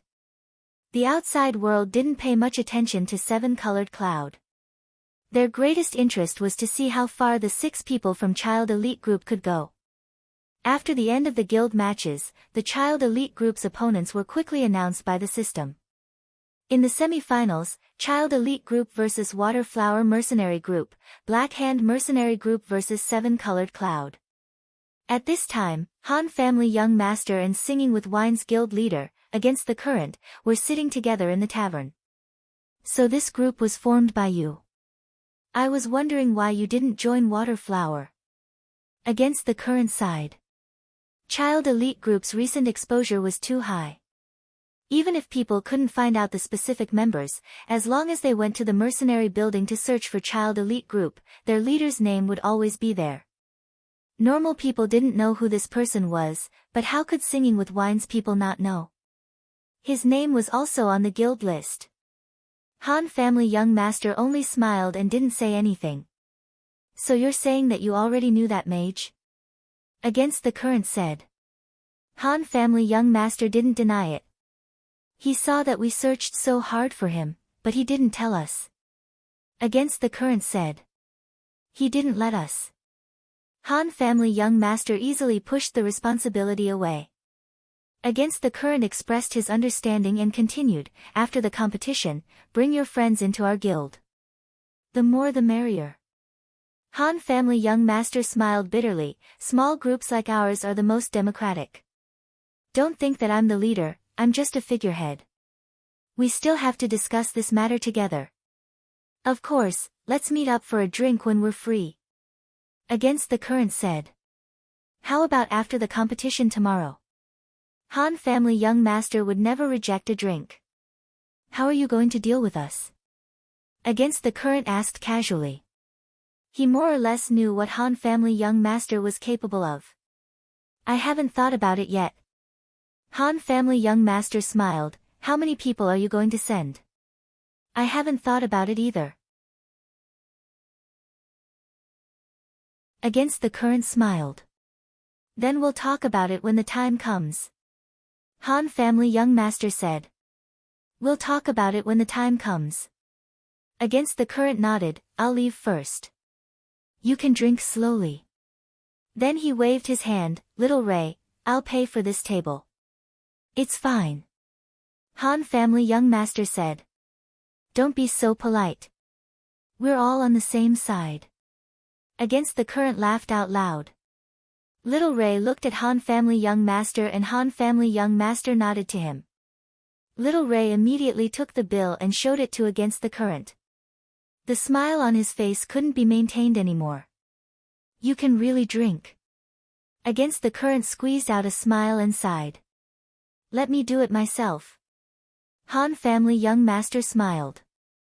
But Against the Current had already said that he, as a guild leader, couldn't be so tasteless. He immediately took out his wallet and paid for the drinks that cost more than 100 gold coins. 100 gold wasn't a large sum, but this was a matter of one's perception of consumption. If you were to go against the flow and spend this money on useful equipment and items, you wouldn't even blink an eye. Spending it on alcohol would make your heart ache. Don't drink too much.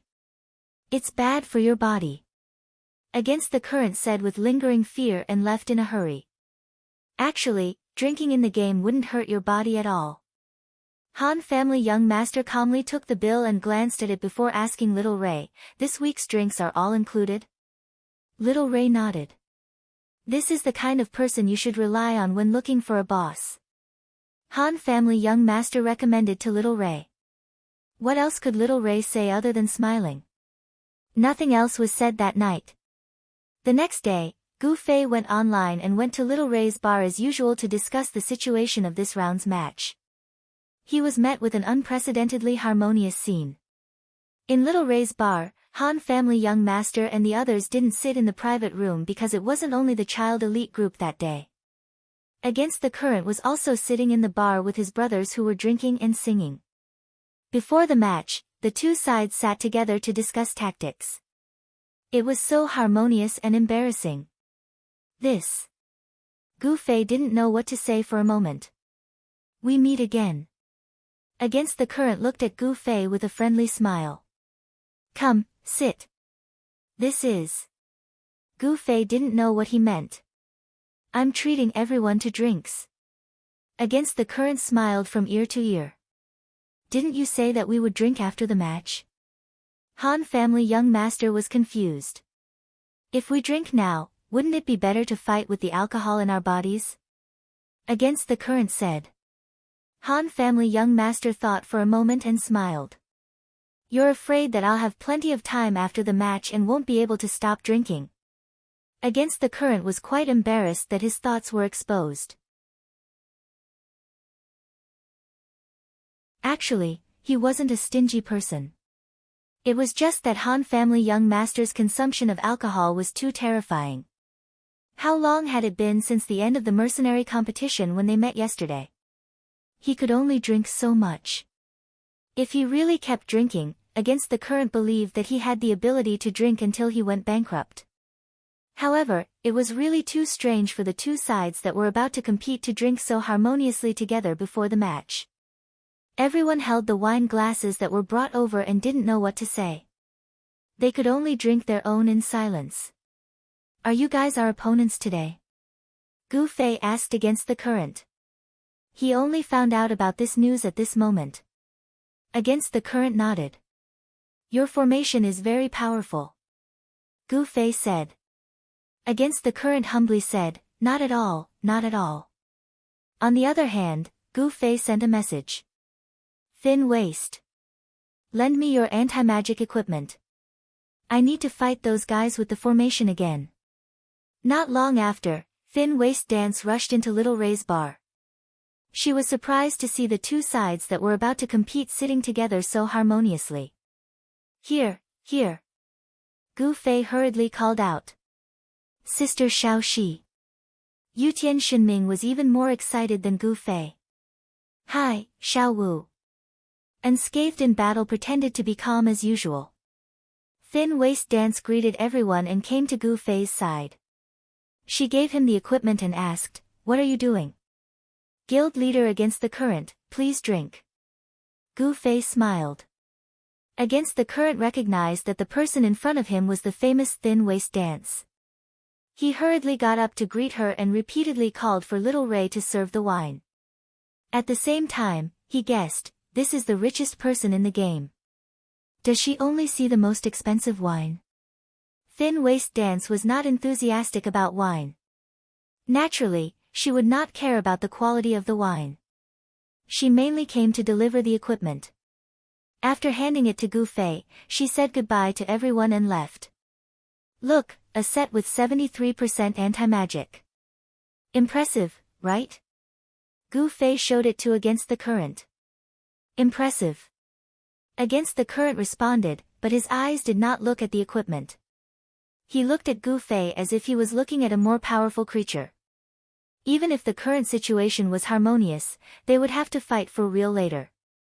How could this kind of secret equipment with high anti-magic be shown so easily? This was such a strong confidence. Against the Current side. Butterfly Knot, the match is coming to an end. Please cheer for Gu Fei and his comrades in the elite group.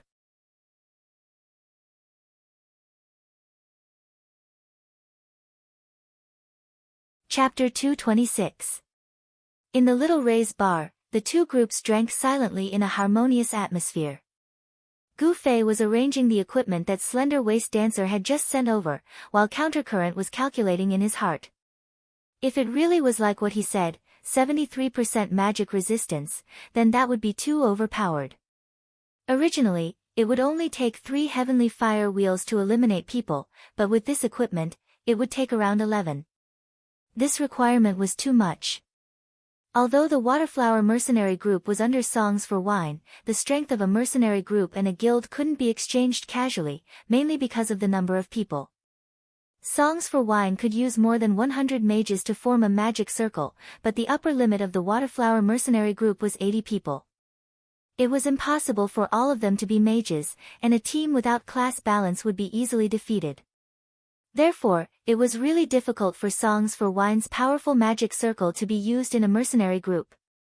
The magic circle itself was already very weak, and now that Gu Fei was wearing equipment with 73% magic resistance, Countercurrent immediately felt that the mages on his side were useless in this match.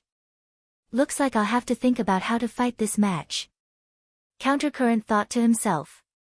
After sitting quietly for a while, there wasn't much time left until the match. Obviously, everyone had had enough of the atmosphere of reluctantly sitting together and drinking together. Everyone kept looking at the time. One of them whispered, "It's about time, right?" and received a positive response from everyone. Everyone stood up at the same time and said, "See you on the battlefield."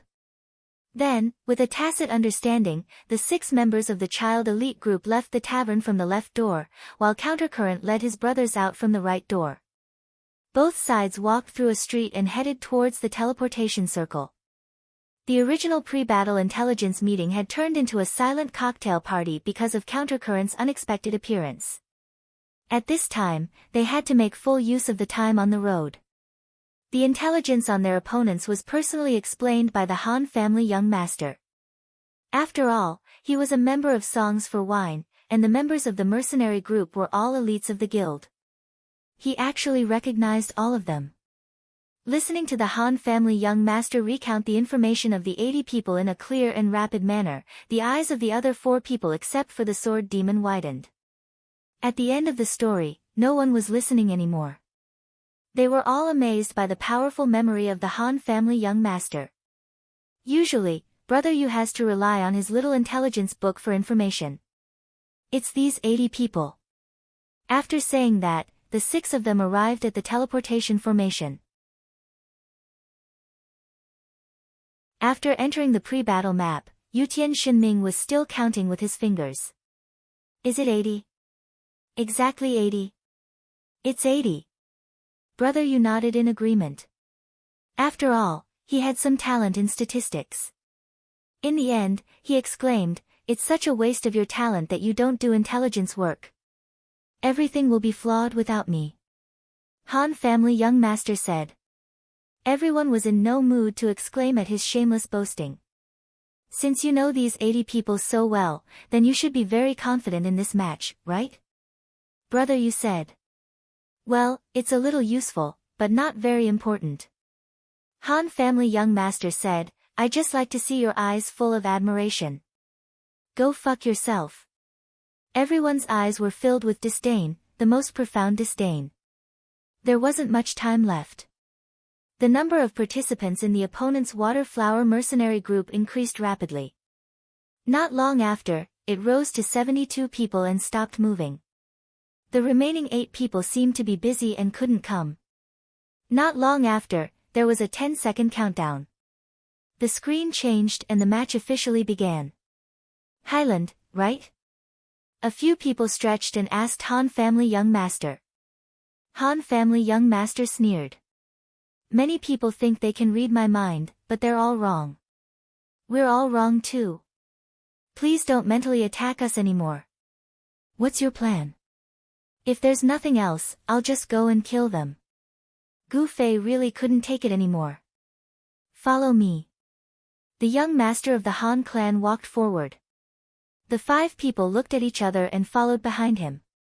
Brother Yu tried to find confidence in Sword Demon's face again, but this time he didn't get what he wanted. Sword Demon's face also had a slight trace of doubt. Sword Demon. Brother Yu's voice was a little shaky. Sword Demon recalled. There was once when his intentions were guessed, so he deliberately changed the originally appropriate tactics, in the end, lost? Brother Yu answered. No, he won, but the losses were greater than the original plan. One of the people who died was the guy who saw through his intentions. Sword Demon said. Wow, this guy is too evil. Gu Fei and the others who were eavesdropping on the conversation between Brother Yu and Sword Demon couldn't help but come over to express their opinions. Is he going to send all of us to our deaths? Yutian Shinming said. The law doesn't punish the masses. Didn't everyone just shout? Brother Yu asked. I didn't shout. Sword Demon said. Me neither. Gu Fei said. You're lying. I was right beside you. You clearly shouted. Yutian Shinming pointed at Gu Fei. Calm down, young man. You might be sent to your death by the young master. But if you say I shouted again, you'll die immediately. Gu Fei threatened. I don't want to live anymore. Each one is worse than the other. Yutian Shinming's face was full of tears. The 5 of them didn't say anything else. Under the Han family young master's lead, they arrived at a forest. Han family young master took the lead and entered. After walking for a while, he stopped and turned his head. The sunlight that was scattered by the branches and leaves at the top of the tree fell on his face. In the dark and gloomy forest, his already strange face appeared even more mottled. Han family young master suddenly smiled. The five of them felt their blood run cold. Okay, let's go up. Han family young master suddenly said. Go up where? The five of them asked in surprise. Up the tree. Han family young master patted the side. Oh, just up the tree. The five of them let out a sigh of relief. But then they quickly asked, why do we have to go up the tree? This is a tactic. Han family young master said. Tactic? The five of them were confused. All of them were afraid of being played to death by Han family young master's evil tricks. Han family young master set an example. After letting Sword Demon give him a hand, he took the lead to climb up. When he reached the position, he looked around and called out to the others under the tree. Qianli, Yutian, you two go up first. Han family young master said. The two of them were shocked. To be honest, when they were stretching and shouting to the top of the mountain, their voices were a bit loud. Yutian Shinming was a teenager. Naturally, he didn't care about the volume of his words. On the other hand, Gu Fei was a teacher. When the teacher taught, he was used to speaking loudly. Is this a trap to take revenge on us? The two of them thought at the same time. I don't know how to go up the tree. Yutian Shinming immediately started to escape. Let me help you. Unscathed in battle was gloating. He had already caught Yutian Shinming who was trying to escape. Unscathed in battle, you bastard. Go eat shit. Yutian Shinming cursed. Unscathed in battle ignored him. He found a tree branch and threw Yutian Shinming up. Yutian Shinming didn't see it was high. He wanted to fall down, but Unscathed in battle also stuck his sword under Yutian Shinming's body. Yutian Shinming reacted quickly. Seeing that the situation wasn't right, he immediately grabbed onto the tree branch. Over there. Over there. Han family young master pointed in a direction. Yutian Shinming trembled as he moved on the tree branch. From time to time, he would check if there was any chance for him to fall. No, not at all. Unscathed in battle was on high alert. Gu Fei also joined them. He even sent a message to Yutian Shinming, let's test him. Don't worry. If anything goes wrong, I'll save you. Yutian Shinming was helpless. He could only cry secretly for making such a bad friend. Under Han family young master's guidance, Yutian Shinming climbed higher and higher.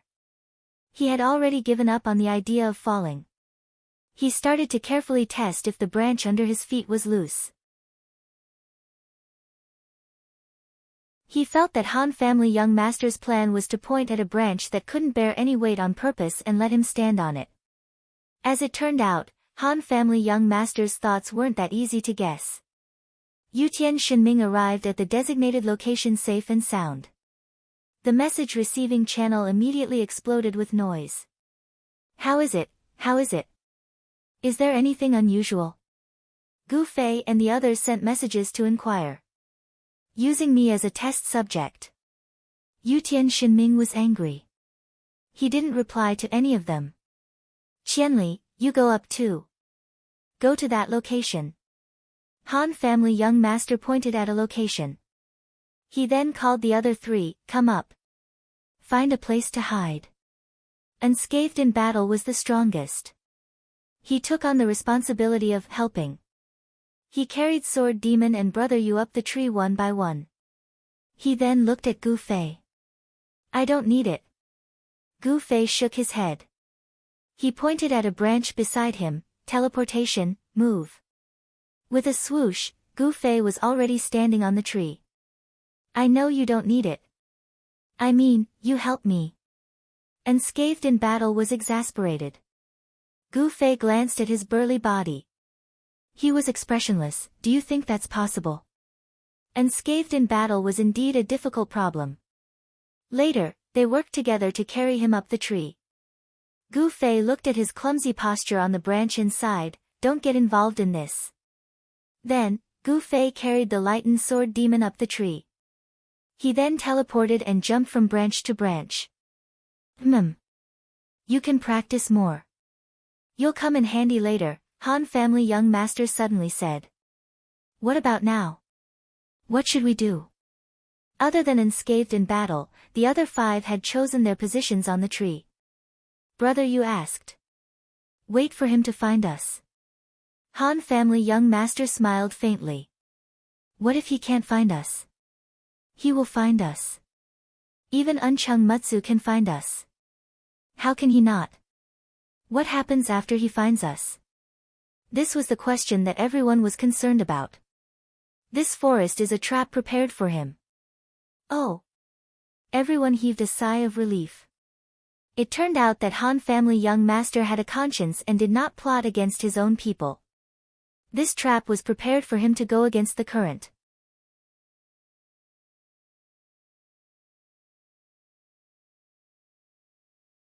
Chapter 227. The forest was quiet. The 5 of them silently watched as unscathed in battle moved clumsily on the tree. Most of the settings in the parallel world were very consistent with everyday physics. Therefore, a branch that could support anyone else could be cruelly broken by unscathed in battle. Unscathed in battle fell to the ground. Whether he died or not wasn't important.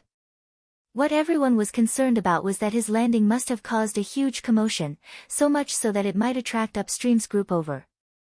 Since it's a trap, why don't we send someone to lure them over? Someone asked the Han family young master. The later they come, the better. The less alert they are, the better. It's best if they think we're not ambushing them, but hiding. Lure? That's too obvious, the Han family young master replied. Therefore, the 6 members of the child elite group squatted on the tree and waited quietly. Outside the forest, Upstream was leading the group to search for the 6 members of the child elite group. After inquiring about the information from the defeated mercenary groups, Upstream knew that the most important thing to deal with the child elite group was not to split up their forces. The 6 members of the group were undoubtedly elites, the elites of the elites. There was no accurate measurement of how strong the chemistry would be when they gathered together. Upstream didn't want to measure it with his own mercenary group, so he could only choose to act as one. The 72 members of the mercenary group maintained their formation and searched around the map. 72 people versus 6 people. The size of the map was basically the same as the one where the child elite group fought against the Shepherd Cloud mercenary group. But when Upstream led the 71 members to the highest point on the map and looked around, they didn't find anything. There were trenches, depressions, behind mountains, and forests on the map. These were all blind spots. Upstream had no choice but to leave one member to continue watching from the high ground. The rest of them formed a group and continued searching. Their target was naturally the blind spots that they hadn't seen before. Following the trenches, deep into the depressions, over the mountains, and through the forest. They searched one spot after another, but they still didn't find anything. At this time, 21 minutes had passed in the competition, and there was only a total of 47 minutes. Not being able to find the enemy made going upstream very anxious. He was also one of the people who had been defeated by the kiting tactic, and his defeat was the most exaggerated. More than 600 people had been unable to catch Slim Waist Dance. Therefore, Upstream was actually quite wary of kiting. After leaving one person at the highest mountain, he was very worried. Every minute, he would turn around to look over, afraid that the opponent would take down that person and they would lose with a score of 0-1. Fortunately, such a situation did not occur. However, not being able to find an opponent made him flustered. He could guess the opponent's intentions. The kiting tactic had to continue until the end of the match, so the later the battle started, the more advantageous it was. Child Elite Group was deliberately stalling for time. Perhaps in the last 5 seconds, an archer would suddenly appear out of nowhere and instantly kill one of their own. Don't you think it's an injustice to lose like this? This couldn't go on. Going against the current, he understood. But where was he? The members on the high ground were watching closely and confidently said that they did not see any movement of the opponent during the search, which meant that they were indeed not in these hiding places. But other than these places, where could they go? Going against the current hammered their heads. The 71 players of Waterflower Mercenary Group hammered their heads. The wisdom of the people was infinite. What one person couldn't think of, it was impossible for 72 people to think of. One person suddenly shouted, "In the tree, it's in the tree." That's the place we didn't pay much attention to when we were looking around. Everyone immediately reacted. Yes, it was in the tree. There were a total of 5 forests on the map, and any one of them could be where they were hiding. Without further ado, going against the current immediately led his men to search. The 6 mercenaries squatting on the tree had already watched Waterflower Mercenary Group pass under their feet once. Many of them looked up, but it was too casual. In addition, the light in the forest was not good, and when they looked up, they were often dazzled by the sun, so no one noticed the abnormality in the tree. After leaving this time, Han family young master immediately reminded everyone to be vigilant. The next time they come, they will definitely know that we are in the tree. The second wave of search came not long after. Going against the current was also quite lucky. Out of the 5 forests, they only found the second one, and it just so happened that the 6 people from Child Elite Group were hiding in. In the first forest, they had already summed up the search method. As soon as they entered the forest, the archers and mages kept shooting arrows and spells, while the warriors kept hammering the trees around them to create vibrations. The other professions were also completely prepared for battle, ready to pounce on the people who fell from the trees at any time. At this time, Han family young master only sent 2 words in the mercenary channel, "Persevere." At the same time, he privately messaged Gu Fei, "Prepare to attack, AoE spells, use 1,000 layers of flames." "Attack where?" Gu Fei asked. "Wherever someone falls, throw the spell there." The Han family's young master said. Gu Fei's heart palpitated. Han family young master really wanted to use his own people as bait? Couldn't he change this habit? However, Han family young master quickly followed up with another message, "Even if I fall, don't be lenient. Don't worry, I'll be even more ruthless." Gu Fei said helplessly. After all, this was an online game, even oneself could be sacrificed. No matter how much criticism this kind of tactic would cause, Gu Fei knew that this guy's heart was definitely very open. This narcissistic guy must be thinking, if even I can sacrifice myself, what's wrong with you guys sacrificing yourself? However, the ways of the world weren't that simple, because in everyone's eyes, the one with the most weight was oneself. If he only sacrificed himself, this kind of action would definitely win him respect. However, if he sacrificed himself while bringing others along with him, it was hard to say if he would be able to gain others' understanding. However, no matter what, Han family young master had already made up his mind to do this. Gu Fei had to admit that this was a vicious yet effective tactic. Persevere. Han family young master only said these 2 words to the others. Gu Fei only felt that if he explained everything, everyone might be able to understand. Why did he have to leave this thorn in their hearts? This Han family young master's personality was truly a bit vile. He was sighing. Then, he heard a flutter from a nearby tree. Unscathed in battle, who had struggled to get to this position, was the first to happily fall. Fire tree 1,000 layers flames. Rise. Gu Fei pointed at Unscathed in battle's landing spot and quickly chanted, but he wasn't happy at all.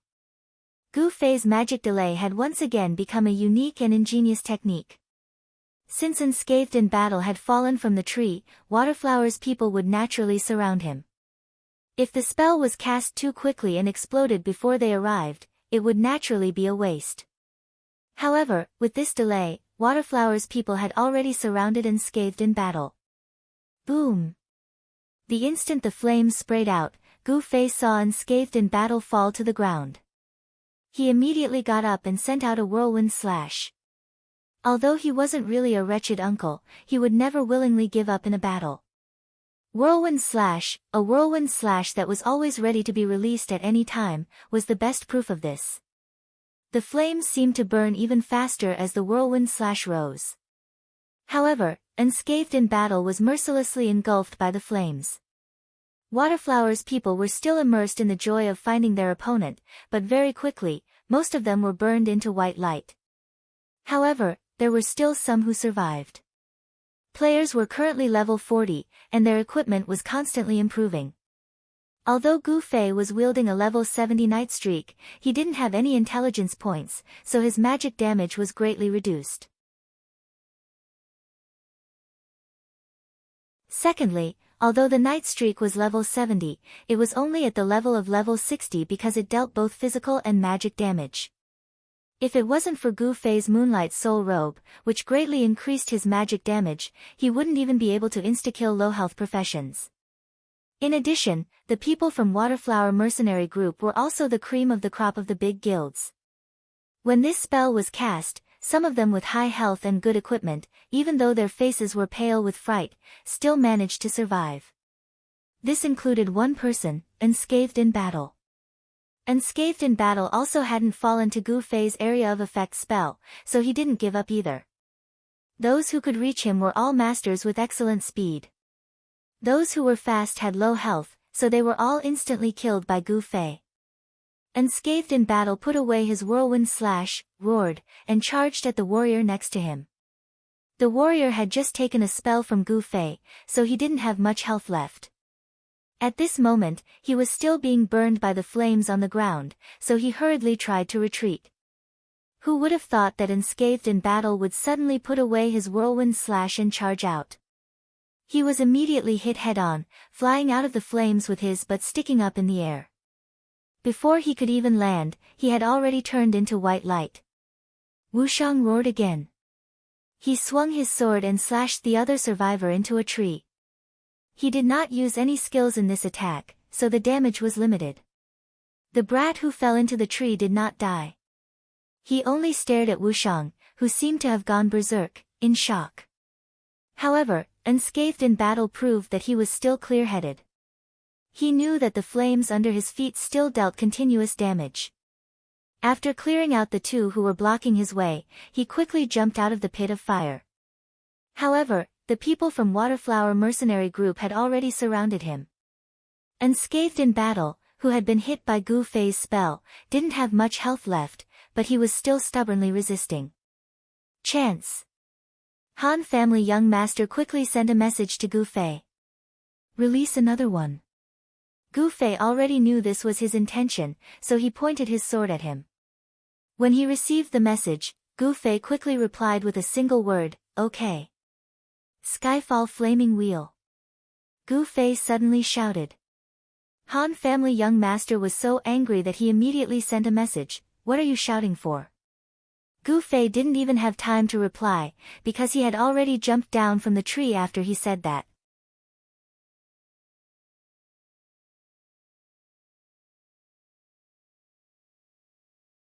Chapter 228.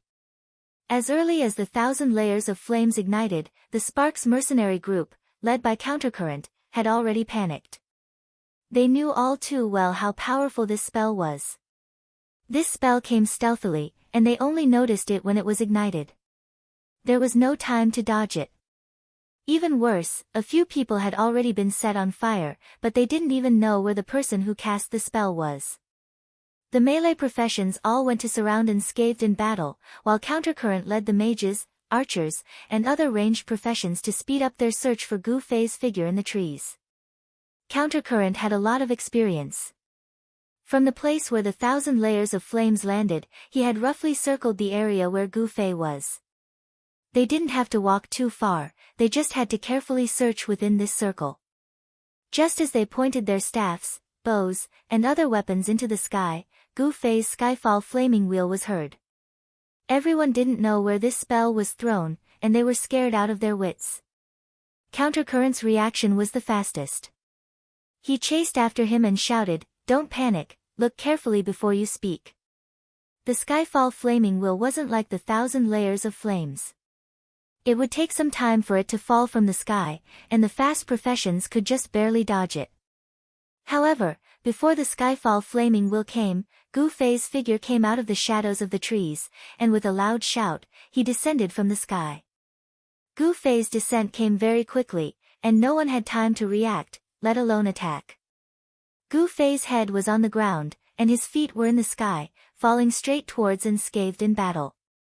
Suddenly, he waved his arm in the air, and the night streak came out from under his body. He stretched his wrist over his head, and with a shake of his wrist, he shouted, "Round sky, square earth, dual flame flash." Flash! Everyone was stunned, not knowing what spell this was. The sword light that Gu Fei drew out turned into a fire dragon, circling in a circle, and circling in front of Gu Fei. He had actually relied on his own skills and used dual flame flash to draw out a miniature version of the descending flame wheel. At that moment, Gu Fei just happened to descend above unscathed in battle. The circle of fiery light he slashed out was just in time to strike everyone within a circle of unscathed in battle. In an instant, all of them were reduced to ashes. Gu Fei's dual flame flash was simply not on the same level as his other spells. As for the chanting just now, it could not be said that Gu Fei was shouting blindly. This was because the circle of swords that Gu Fei had drawn was a move of the Gu clan's swordplay called Round Sky Square Earth. So cool. Unscathed in battle suddenly had reinforcements, and his spirits were lifted. He roared as he extended his arm to catch the falling Gu Fei. For a violent warrior like him, this was a piece of cake. Who would have thought that Gu Fei would borrow this momentum to twist his body and fly into the air? His left hand pushed against unscathed in battle's shoulder, and he kicked out at the face of a player in the middle of the circle. This kick was not over yet. After stomping down on the guy's face, Gu Fei strode around unscathed in battle and spun in the air. Pa, pa, pa, pa. The people around unscathed in battle all had their faces stamped by Gu Fei. As the force of the kick gradually weakened, Gu Fei's foot also gradually lowered, from his forehead to his chin. He hurriedly yelled, "Give me a lift." Unscathed in battle thought that Gu Fei had some kind of ultimate move, so he didn't say anything else and pushed Gu Fei into the air. Unscathed in battle's strength was not fake. With one push, Gu Fei immediately rose another 2 meters into the air. He struck a handsome pose in the air, pointed his finger, and chanted, "Teleport, move." Shio. Gu Fei immediately disappeared in midair like a god. Unscathed in battle's tears almost fell. He angrily yelled, "Damn, he left just like that. And he said he was your brother." Gu Fei was originally more than a meter above the ground. Unscathed in battle helped him rise another 2 meters, and then teleported another 5 meters. This 8 meters above the ground was where the foliage was. No one knew where Gu Fei teleported to. The forest was silent. Gu Fei flew down from the sky, and his dual flame flash killed a circle of people. Then, he stomped in a circle, and without even touching the ground, he disappeared into the air. All of this happened in the blink of an eye, and the rhythm was so tight that it made everyone feel like they were suffocating. Especially the people that Gu Fei had stomped on. At this time, they all covered their faces with one hand, and looked up at the sky with empty eyes. Their minds were already blank. Unscathed in battle was actually still surrounded, but when he saw that the people around him were like stone statues, his wretched thoughts came back, and he wanted to take the opportunity to sneak away. This movement immediately made the other side come back to their senses. They temporarily stopped thinking about Gu Fei, and swung their swords, axes, and hammers at Unscathed in battle. At this time, Unscathed in battle didn't have the heroic spirit from before. After struggling for a while, he looked up to the sky and wailed, "Qianli, hurry up and come save me. Brother, go in peace." At this time, Unscathed in battle suddenly received a message from Gu Fei. He suddenly raised his head, and saw a flash of fire in the sky, and a proper heavenly flame will descended from the sky. After suffering from Gu Fei's 1,000 layers flames, and being surrounded by enemies, unscathed in battle at this time definitely couldn't withstand Gu Fei's heavenly flame wheel. Just as he was about to die, a white light suddenly appeared, and bathed his body.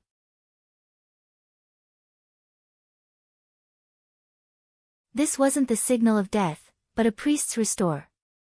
With the support of this restore, unscathed in battle once again survived under Gu Fei's spell. However, his health was already at the bottom, and he was in a situation where he would die if he stumbled a little. Fortunately, this restore didn't give up on him. One after another, unscathed in battle's health was instantly replenished. Yo, you're willing to help? Gu Fei was very surprised. Wushang's equipment is quite good, and he can tank quite well. It's not a bad idea to let him be the bait, replied Han family young master. Countercurrent, who was under the tree, saw this restore and was not unfamiliar with it at all. Han family young master was a priest that focused on spirit, and this was how fast and efficient the restore was when it came to casting restore. A priest's restore had two important attributes, one was the speed of the restore, and the other was the effect of the restore. Speed included both the activation speed of the skill and the completion time of the skill. Of course, the faster the skill, the more efficient it was. As for the effect, it naturally referred to how much health a restore could restore. The attributes that affected the effect were first intelligence, then constitution. The attributes that affected speed were first spirit, then intelligence. Since the priest's advantage was constitution, adding points to constitution became the most popular way for priests in the parallel world. Not only did it increase one's health, but it also increased the effect of one's restore, killing two birds with one stone. For constitution, 1 intelligence, 3 constitution, 1 intelligence, 1 spirit, 3 constitution, 2 intelligence. There were all sorts of slightly different ways of adding points, but all of them placed constitution in the most important position. In the parallel world, out of 10 priests, 9 out of 10 would add points in this way. The fact that so many people were using this method showed that it was not a mistake. It was indeed the safest and most effective way for a priest to survive. However, this method did not seem to be able to maximize the priest's restore effect. Therefore, there were naturally some people who researched methods that ignored constitution and purely focused on intelligence and spirit. The goal of this method was to maximize the priest's abilities. However, in order to maximize the effect, the two attributes of speed and effect needed to be the most scientific and effective combination. This combination was called the golden ratio by non-constitution priests. Since the start of the game, the golden ratio for priests was still a legendary existence, and it was gradually becoming a joke. This was because every priest believed that their combination was the golden ratio for priests. There were even some constitution priests who did not belong to this field who claimed that their combination was the golden ratio.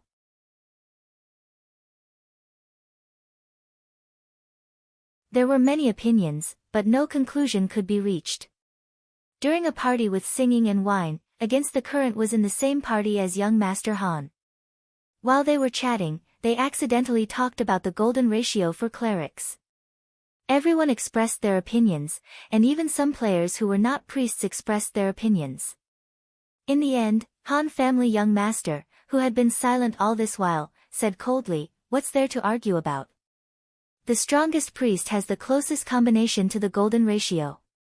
It was this sentence that made Upstream start to pay attention to Han family young master, and he realized that this priest was extraordinarily strong. His skills and awareness were all the best. Upstream had never seen a priest who was better than him in the parallel world. Using Han family young master's theory, he was the priest closest to the golden ratio out of all the priests that Upstream knew. For example, a heal had saved the warrior before the heavenly fire will could descend. Then, a few more heal had restored the warrior's HP back to full. Out of all the priests he knew, only the young master of the Han family could do this. The simplest example was that Waterflower also had a priest with her, and she was an expert in the guild. However, she couldn't do anything about the heavenly fire wheel. Those who were quick to react only thought of healing now. Unscathed in battle, full of HP, was once again full of fighting spirit. He raised his hand and sent the people around him flying. These people had just eaten Gu Fei's heavenly fire wheel. Thieves were basically extinct, and the warriors that survived were all in danger after being rammed by unscathed in battle. However, Upstream didn't even look over, and only signaled for the priests to hurry up and help. Waterflower mercenary group had 72 people in the battle. With Gu Fei's continuous attacks and unscathed in battle's explosive attacks, they had already killed 17 people. However, 55 people were more than enough to deal with a single warrior like unscathed in battle. What they needed to be wary of was the unknown attack from the sky.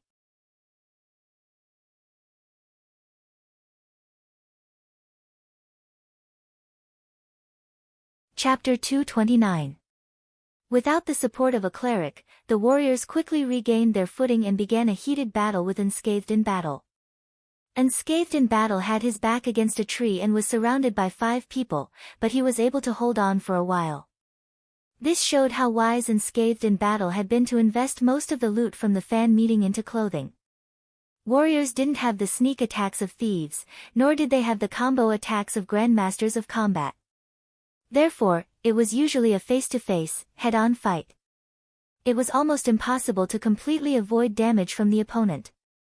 Kill 1,000 enemies, hurt 800. This was the truest portrayal of PvP between warriors, especially in a battle between warriors. In a one-on-one fight, it was a good idea to quickly take down the opponent by attacking and defending.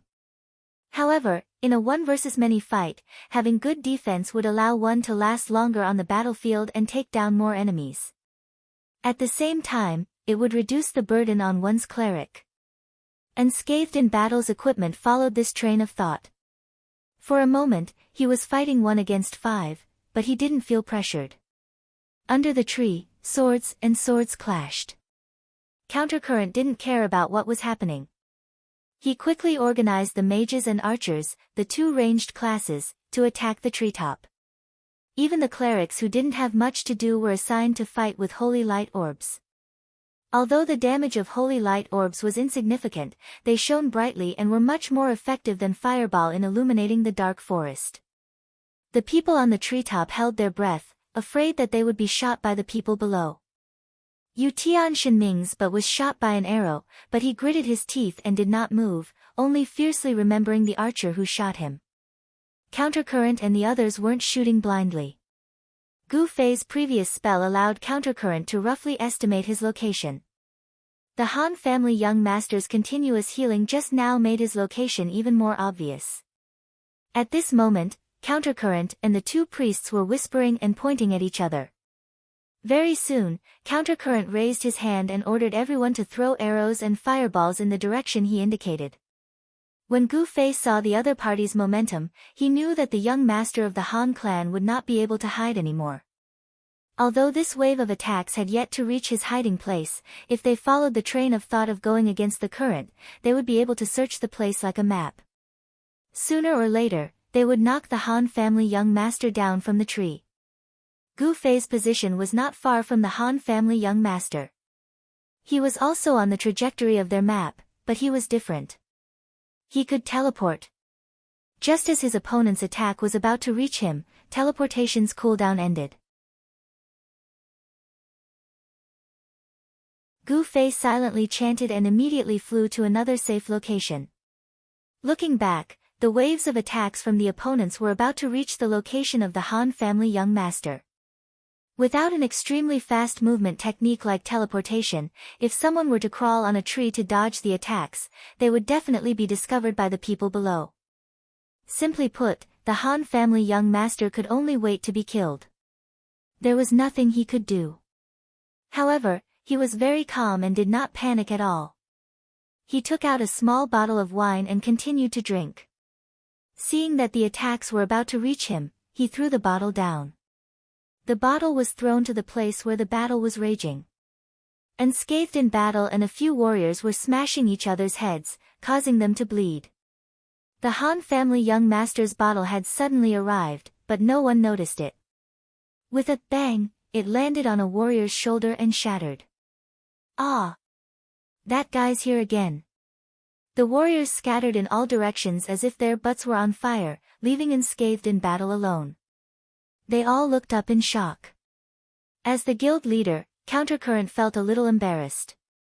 He pointed at a few people and scolded, "How many times have I told you to stay calm when you're in trouble? Did you see what it was?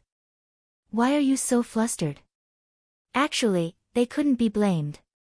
Gu Fei was really too strong, and they were just a little nervous. Countercurrent, who had been looking up at the sky, saw that it was a bottle of wine. He also saw the direction in which the bottle was coming. He had already ordered everyone to attack in that direction. However, he saw the Han family young master suddenly push aside a leaf, poking his head out and smiling. He then jumped fiercely and flew into the crowd. Magic has caught up. At this time, Gu Fei had already received the news. However, the problem was that this tactic had already been seen through by Countercurrent. A few people who wanted to rush up and surround him were quickly stopped by him. "Don't go up. Archers, mages, get ready." The Han family young master fell to the ground with a thud. His body was half squatting, and he grimaced in pain. Falling straight down from a height of 8 meters would definitely hurt him. The archers and mages were already on standby. Seeing that he had landed, they immediately attacked together. However, the young master of the Han family had already calculated this step. He had already observed the positions of the people below the tree. He had chosen his spot carefully before taking the initiative to jump.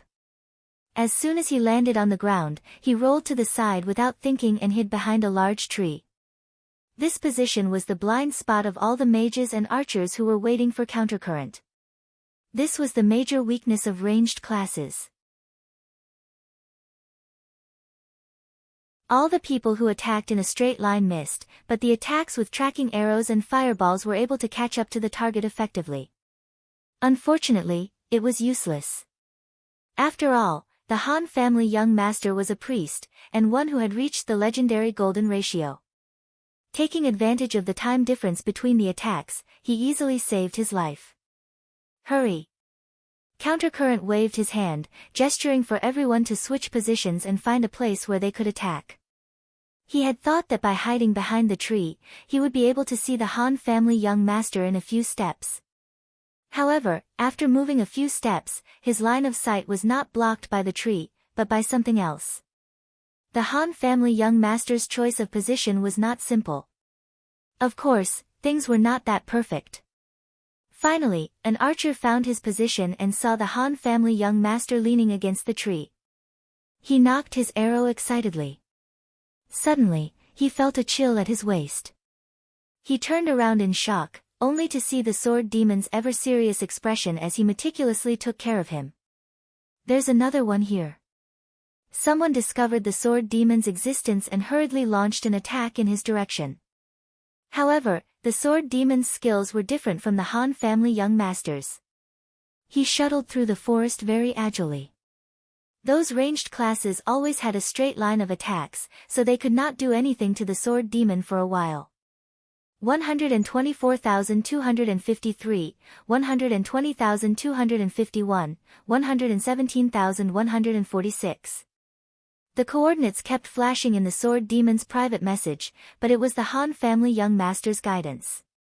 With the guidance of the Han family young master, who had completely grasped the terrain and was familiar with the coordinates, the sword demon shuttled through the forest. He had already snuck behind the archer or mage 3 times. Including the previous one, he had taken care of a total of 4 people. Countercurrent felt frightened, and hurriedly gathered everyone not to scatter, but to gather first. In the end, this flustered command once again caused him to lose sight of the other. The sword demon's ghost-like movements disrupted Countercurrent's train of thought. Gather? That would make him face a more terrifying enemy. The archer and mage, who had just united with Countercurrent as the center, suddenly felt hot under their feet. Those who reacted quickly had already cried out.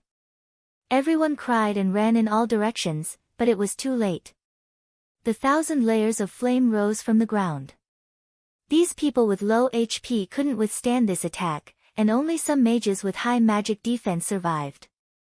But before they could rejoice, the flames above their heads turned, and an overwhelming firewall descended. The mages and archers of the Water Flower mercenary group were scattered by Gu Fei's pincer attack. The situation was a mess, and even Countercurrent was somewhat unable to control it. The Han family young master, who was hiding behind a tree, even showed his head and replenished the HP of Unscathed in battle over there. Unscathed in battle, who had been submissively persevering, suddenly became spirited. It wasn't because of the Han family young master's recovery, but because the cooldown time of the Whirlwind Slash he had used before was finally over. Whirlwind Slash was a powerful skill, but its cooldown time was not short. The Han family young master's recovery made him even more confident, and he didn't care about the attacks of the 5 people. He forcibly squeezed 2 steps forward, and had already used Whirlwind Slash with his 2 swords. Unscathed in battle's defense was high, but his attack was definitely not low either. The 5 people were madly attacked by him, and their hearts were filled with regret. The 5 warriors all thought that they could easily defeat Unscathed in battle with 5 against 1, but they didn't expect it to drag out to this point. If they had known earlier, they wouldn't have needed 5 people to attack together. 2 or 3 of them could have used Whirlwind Slash together, and Unscathed in battle would have long been killed. The only thing to blame was the long cooldown time of Whirlwind Slash, which was why most warriors liked to use it at critical moments.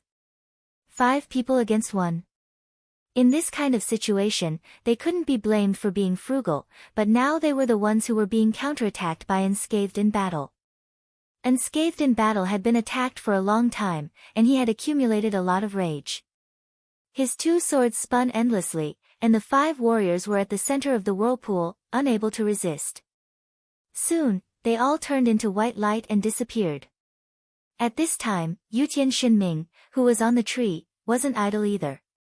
Brother Yu, who was not far from him, gave him a power blessing, and he began to look for targets to shoot arrows. It was already a mess under the tree. On one hand, they were afraid of Sword Demon's mysterious appearance, and on the other hand, they were afraid of Gu Fei's destructive airdrop spell. For a moment, no one paid attention to Yutian Shinming's sneak attack. Calm down, don't panic. Against the current anxiously waved his staff and yelled. After the chaos just now, the Waterflower mercenary group lost another 25 people, and now there were only 30 left. What's worse was that more than half of the 30 people were priests and knights, and there were only a few who had real combat power left. Gu Fei's spell went on cooldown after a burst, and the sword ghoul hid in a corner after a sneak attack. Wushang took care of the 5 warriors around him, and the phalanx that faced him became the clerics. They had the advantage in numbers, but they were all scared off by him alone. The forest was quiet, and only Yutian Shinming was still busy. He finally found the guy who shot him in the butt. Bastard! Yutian Shinming clenched his teeth. He had not been willing to use his sniper shot all this time just for this moment. The sound of the arrow rang. 29. There were only 29 people left in the Waterflower mercenary group.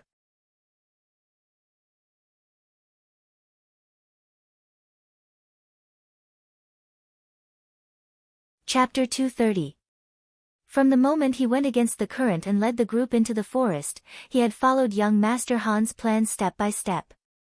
Using one's own people as bait for Gu Fei's AoE spell to kill them? This was only a very small part of the trap.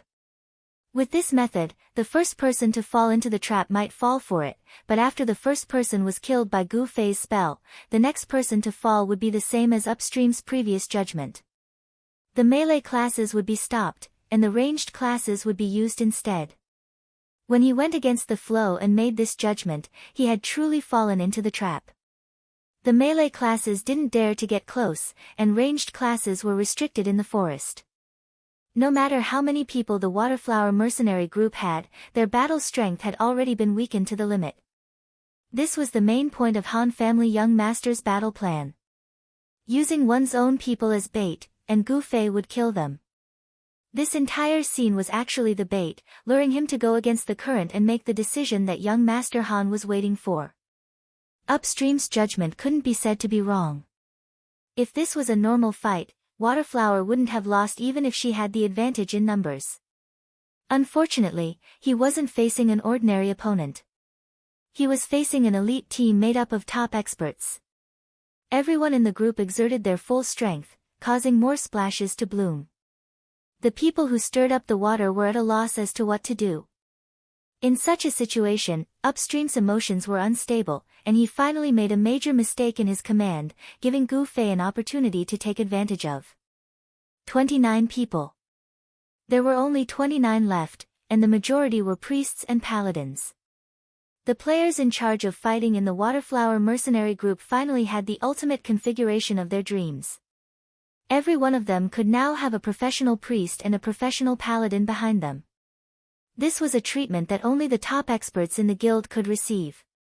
But at this moment, not a single one of them could smile. There was silence in the forest. Gu Fei, Sword Demon, and Yutian Shinming seemed to have discussed it and suddenly stopped attacking. Han family young master was still hiding behind the tree. Brother Yu was still hiding in the tree. Only Unscathed in Battle was casually standing in front of the 29 people. From the start of the battle, Unscathed in Battle's fall from the tree was exposed to the public. However, he was not the one leading the attack. However, Unscathed in Battle didn't really care. Today's battle was a glorious one for him. More importantly, he had earned a lot of points today, which was very rare. He had always been the one with the lowest points among the 6 members of the mercenary group. Gu Fei, Sword Demon, and Yutian Shinming had points for killing enemies. Han family young master and brother Yu had bonus points for non-combat elements. As for him, the number of enemies he killed in every battle was limited. Sword Demon saw that he always got 1, 2, and 3 points, which was quite pitiful. He actually gave him 5 points for protecting Han family young master and brother Yu. What a shame. This was simply a shame. The number 1 warrior in the game also had pride, but in this mercenary group, he was actually reduced to a bodyguard. Unscathed in Battle had always been looking forward to a chance to show off, and today he finally got it. But fortunately, Gu Fei saved him at the beginning, or else he would have been beaten out of the game. Unscathed in Battle shuddered at the thought of it. If he had been killed, he wouldn't even have a reason to get 5 points for being a bodyguard. Unscathed in Battle's imagination was running wild. He treated the 29 people in front of him like they were nothing. The young master of the Han family also leisurely walked out from behind the tree, smiling as he watched the river flow upstream. Against the current also smiled bitterly. He was at his wit's end. Today's loss wasn't like the guild battle. That loss had a lot of elements to it, and no one was willing to accept it. But this time, it was a complete and utter defeat, so they had to accept it even if they didn't want to. Just as he was about to say a few pleasantries, the air in front of him suddenly rustled, and the branches and leaves suddenly parted to the sides. A figure had already sprung out, drifting toward upstream at lightning speed. But the people at Waterflower saw it clearly, and they all came to a realization. Wow, so it's a steel wire. The person who flew out was, of course, Gu Fei. He was holding a rope in his hand, and it was tied to who knows where on the tree. In short, he was flying over like Tarzan. Everyone saw this, and when they connected it to Gu Fei's ghost-like movements, they immediately felt that they had found a suitable scientific theory. Dual flame flash, flash. Gu Fei didn't just fly, he also used a big move. He was full of mana after eating the fruit, so he didn't move much after using dual flame flash. He just pointed downwards. With this swing, Dual Flame Flash turned into a flaming dragon, flying over the heads of the Waterflower mercenaries who were still marveling at his steel wire technique. Those who were unlucky enough to be standing in Gu Fei's path were killed one by one. 25. Waterflower mercenaries lost 4 people in one go. However, Gu Fei was not the real Tarzan. Even when he practiced martial arts, he did not practice the ability of a monkey flying around on a tree. When Gu Fei returned to the highest point, he found that there was no place for him to land. As a result, Gu Fei could only follow the law of conservation of energy, turning potential energy back into kinetic energy and flying back. This infuriated the people at Water Flower Mercenaries.